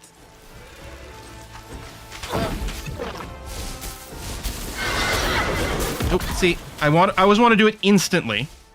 Because it's my reflex. There's a bad circle under my feet. I hear your heart's panic. Jeez, that is a rude Laser beam. Part of me does want to go back to the call lightning. No, see, I spacebarred too early. The kill lightning was so good at just shutting down all the boss bullshit. Nope. Ooh, that is deft. I love this fight. That is great. That is great. Now, it did feel like we're a little over leveled here. Maybe one of the things that should go back is just grind a level or two somewhere else. I'm not convinced we have the greatest of defenses. At least mostly using the W when I need to, but we haven't really invested in it. And maybe I've over-invested in the attack. That's always possible. But I am tempted to just respec and just go call lightning and throw in that energy drain, because it just obliterated, it just completely nerfed that boss. +5. Is it 5 levels above us? Okay, that's a lot of levels above us. That might be a little big, a little much to ask for. That could definitely be the issue. I mean, I could just put a couple of points in here to get a couple of ranks of energy drain. But that seems a little insane. Although, if you got this, just a bunch of energy drain and repetition, just to like wail on the boss, not use this for damage, just use this as a boss debuffer between those two, that's actually kind of cool. And I love that as an idea. Now,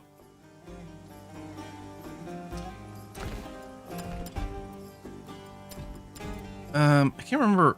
Where's the quest list on the map here?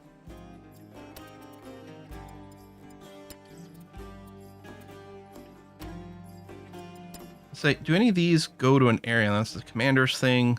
I mean, I guess I could ignore that that boss temporarily and do something else. I could come here instead and just hit a few different things to hopefully get another level up or two. Oh yeah, I hate that you can't click on it in the map. That is a deficiency. It needs to be sorted. Why can't you use health pots in inventory? I am using my health pots. Oh, why can't I use this one? Because it's level 12. And we are level 11.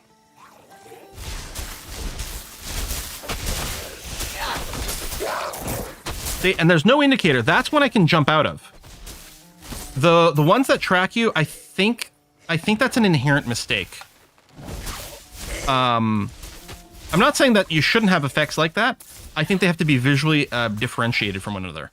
Because if you have a circle under your feet, you need to know if spacebar is going to get you out of it, or if all you're going to do is waste a cooldown because the circle is going to follow you, and then you'll wish you had it there.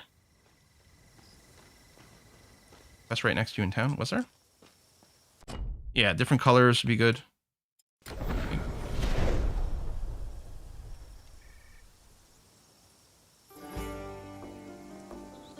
I mean, there's someone with a speech bubble. I don't know. Why isn't Issa back yet? She's my, I need her. But we can't get supplies. So no, I think that's just flavor text. That's not a quest, that's a vendor.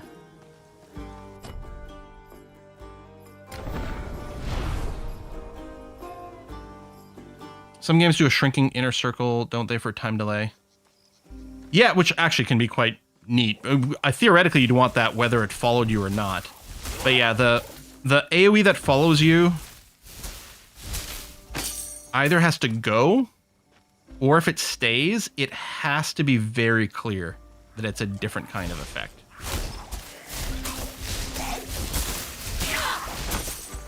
Okay, that I can dodge out of. I guess what comes down to is the game teaches you, when you see the circle, there's going to be something under your feet. Got it.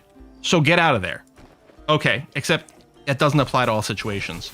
So the game teaches you a lesson that then gets broken. See, the follow and twist there, that's reasonable to me. Well, ish. You should be able to dodge that sideways, not just away or towards.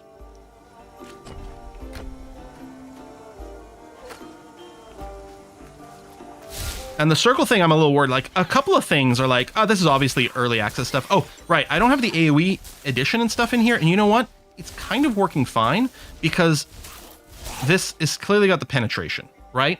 On our lightning attack, do we really need it to fork after it hits something? It's kind of doing the damage. We're getting a little bit of bonus with lightning strikes. But mostly, yeah, I don't know that we really need things. So I think we can save a lot of points.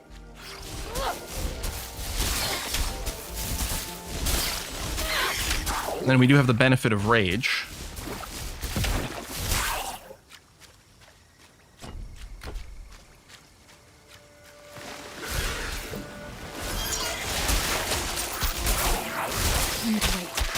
It'd be nice here. I think I'm fairly netted there, or something. I could definitely not move. Ah! Right, freeze is bad. Especially with my defensive shit on cooldown. Now here I am definitely suffering from not having the forking.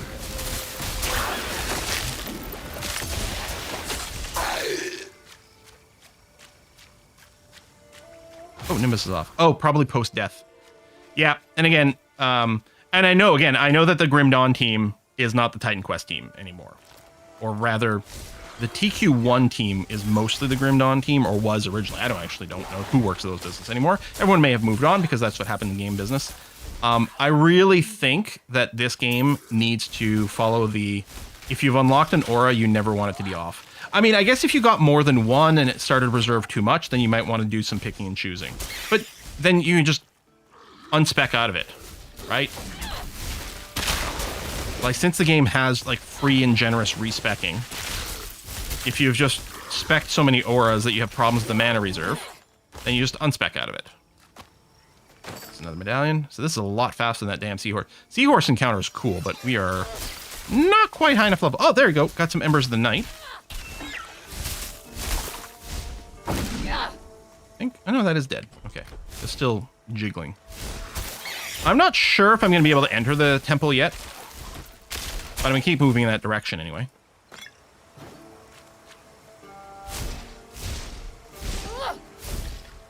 Both things reassign auras to weapon sets. Yeah, maybe, yeah. I mean, Poe 1 activating auras was a little annoying too.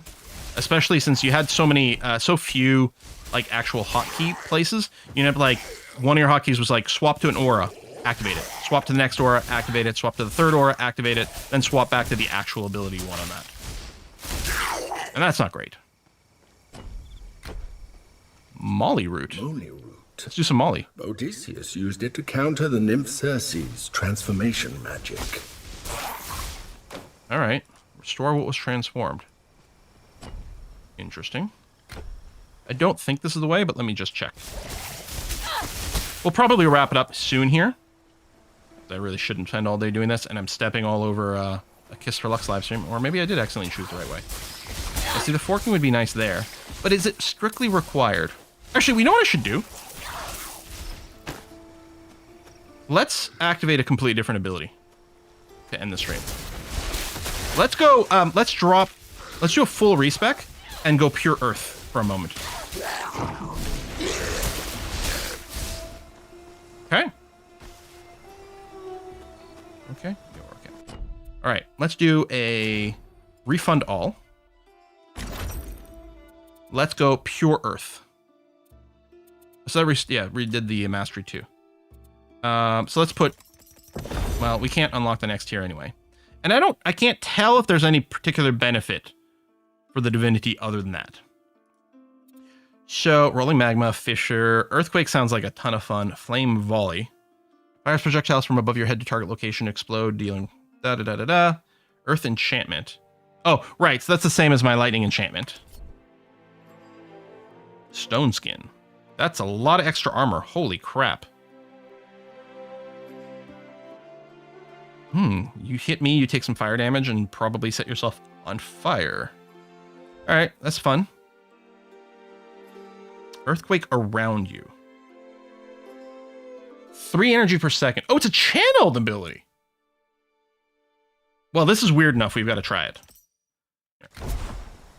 So I tap it once. Okay. If I hold it.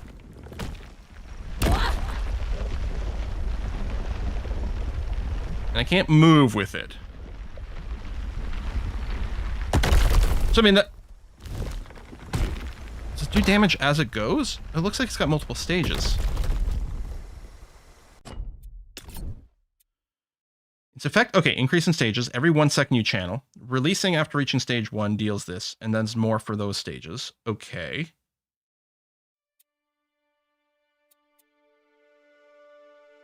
This feels awkward to use. Let's put a point into Flame Volley.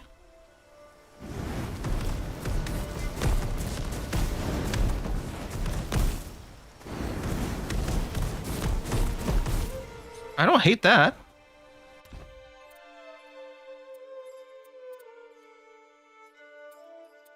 Point into Fisher.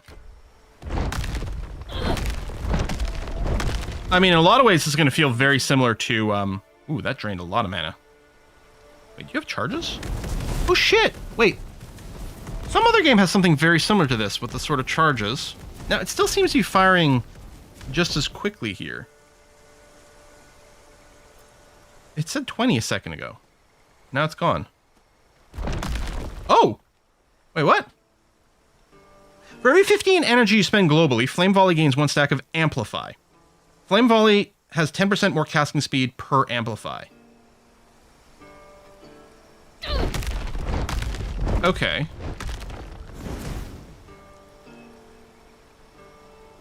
Alright. Which one's the most fun to use right now is a good question. Well, I suppose we should try rolling Magma. Okay, that's way less annoying. I thought it was going to be a lot slower. That's actually fairly entertaining. Fragmentation. 6 to 9 rock fragments all directions.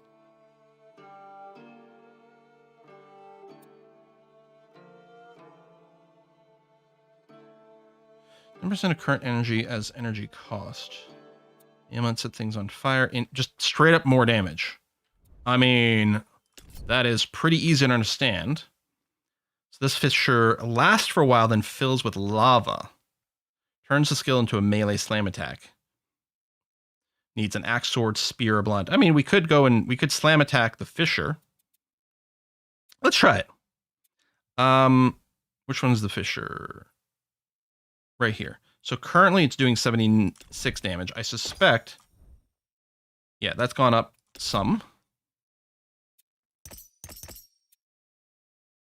The stun. +1 Fishers and a cone.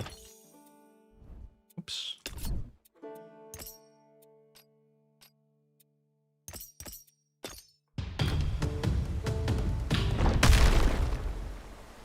I mean, great for clear.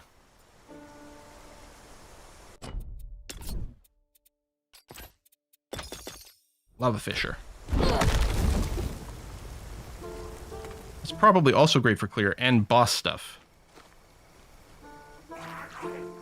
Pretty short reach. Not enough energy.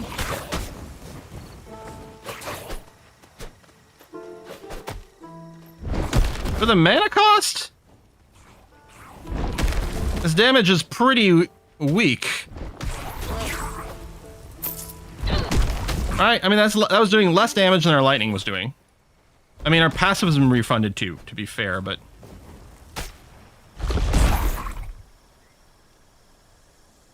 $120 energy!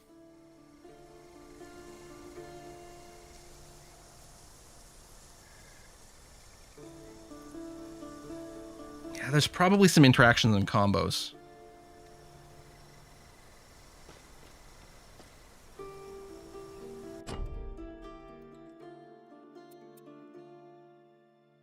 I wonder how entertaining the Earthquake is to use. I mean, we don't have...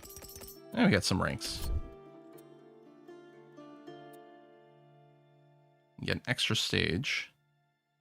Aftershocks after release. CC immunity, take reduced damage. That is really entertaining.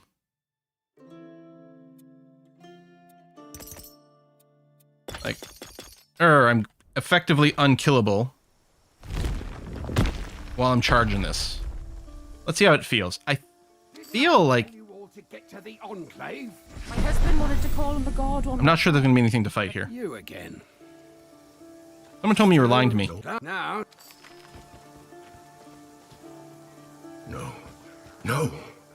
Glaukos' temple, defiled by Ichthians. Well, I'm really not taking any damage.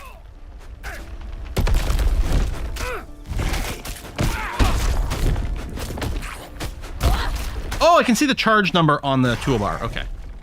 I mean, this is obviously very inefficient here. But again, we haven't really spec'd ourselves in that direction. That is very satisfying attacks.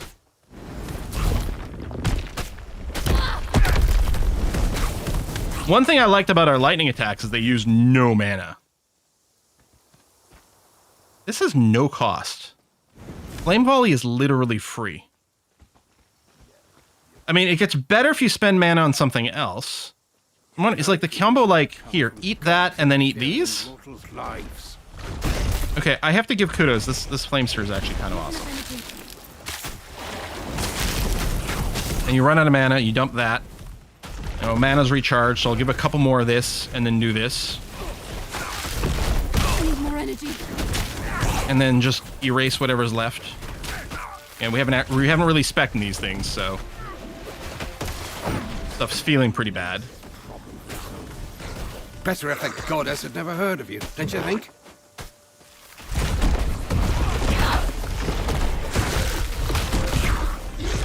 It feels good. Our damage would be a lot better with a couple of actual efforts to build around this. What's probably... Did you stop healing people? It's really rude. Oh, wrong button. I'm probably going to end up... what do you mean not dying at all? Probably end up trying a different character. Maybe like Rogue Warfare. Okay, yeah, we have like no ability to kill these guys right now. It's actually quite embarrassing.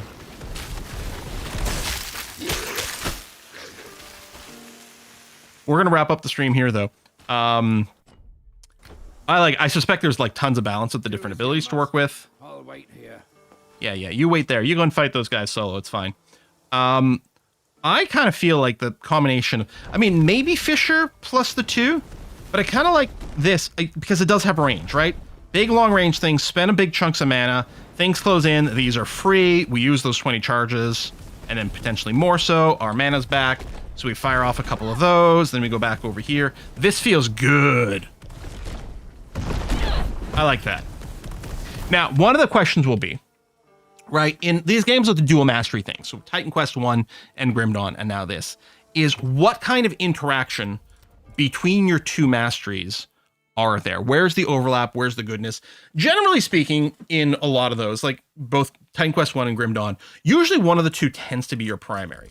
And one of them is like the main ability that you're going to use as your primary way to kill stuff. And then the rest of it is stuff that keeps me alive, stuff that makes my primary attack deal more damage, either directly because it's, you know, giving me 10% more lightning damage or whatever, or maybe strips resistances away from enemies. Now, I don't think we've seen the concept of stripping resistances in here yet, which doesn't mean it doesn't exist, but I didn't see it as one of those things. And usually that's what you use to pair your two masteries. You're like, well, I'm going to use ability Fu as my primary attack thing. And obviously there's a bunch of stuff in that mastery that sort of supports that vibe.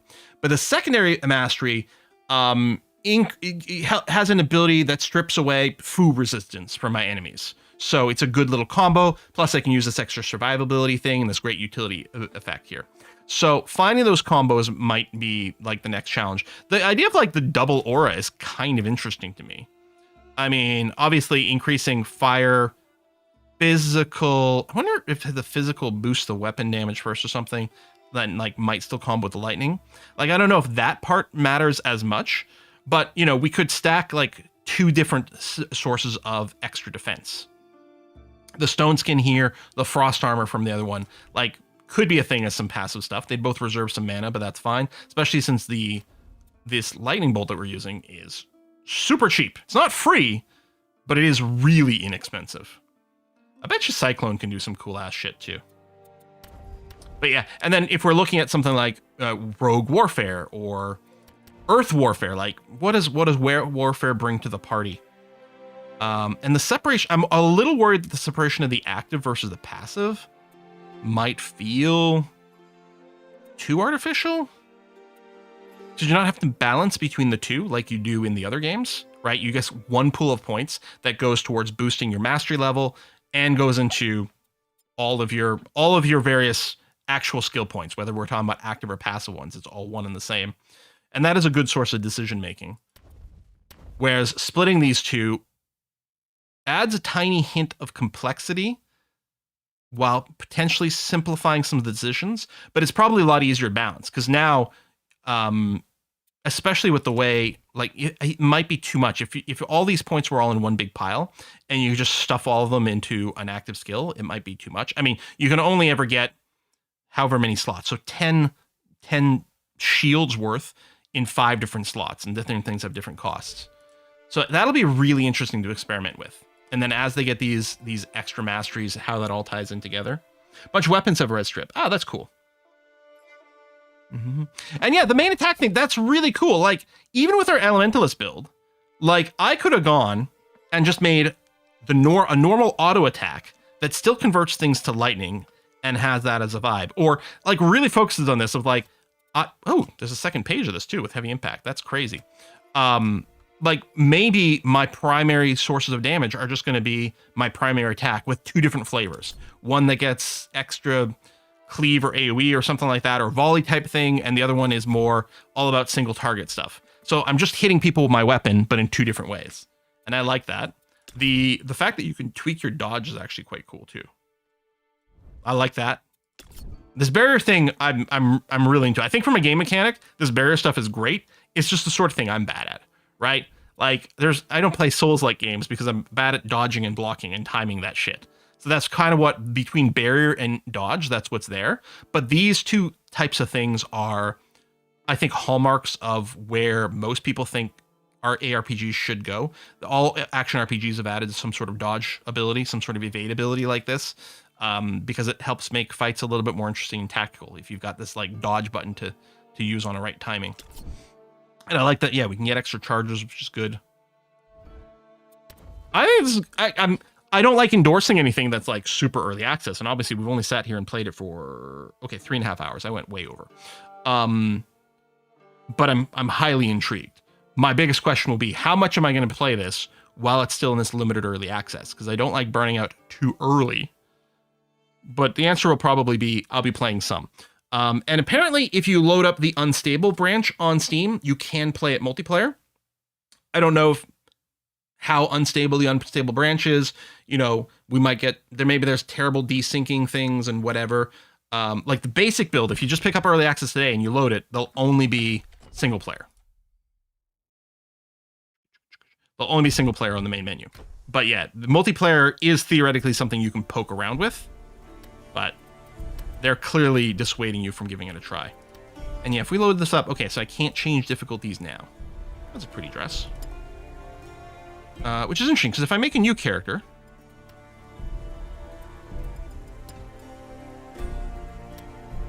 permadeath. New fight?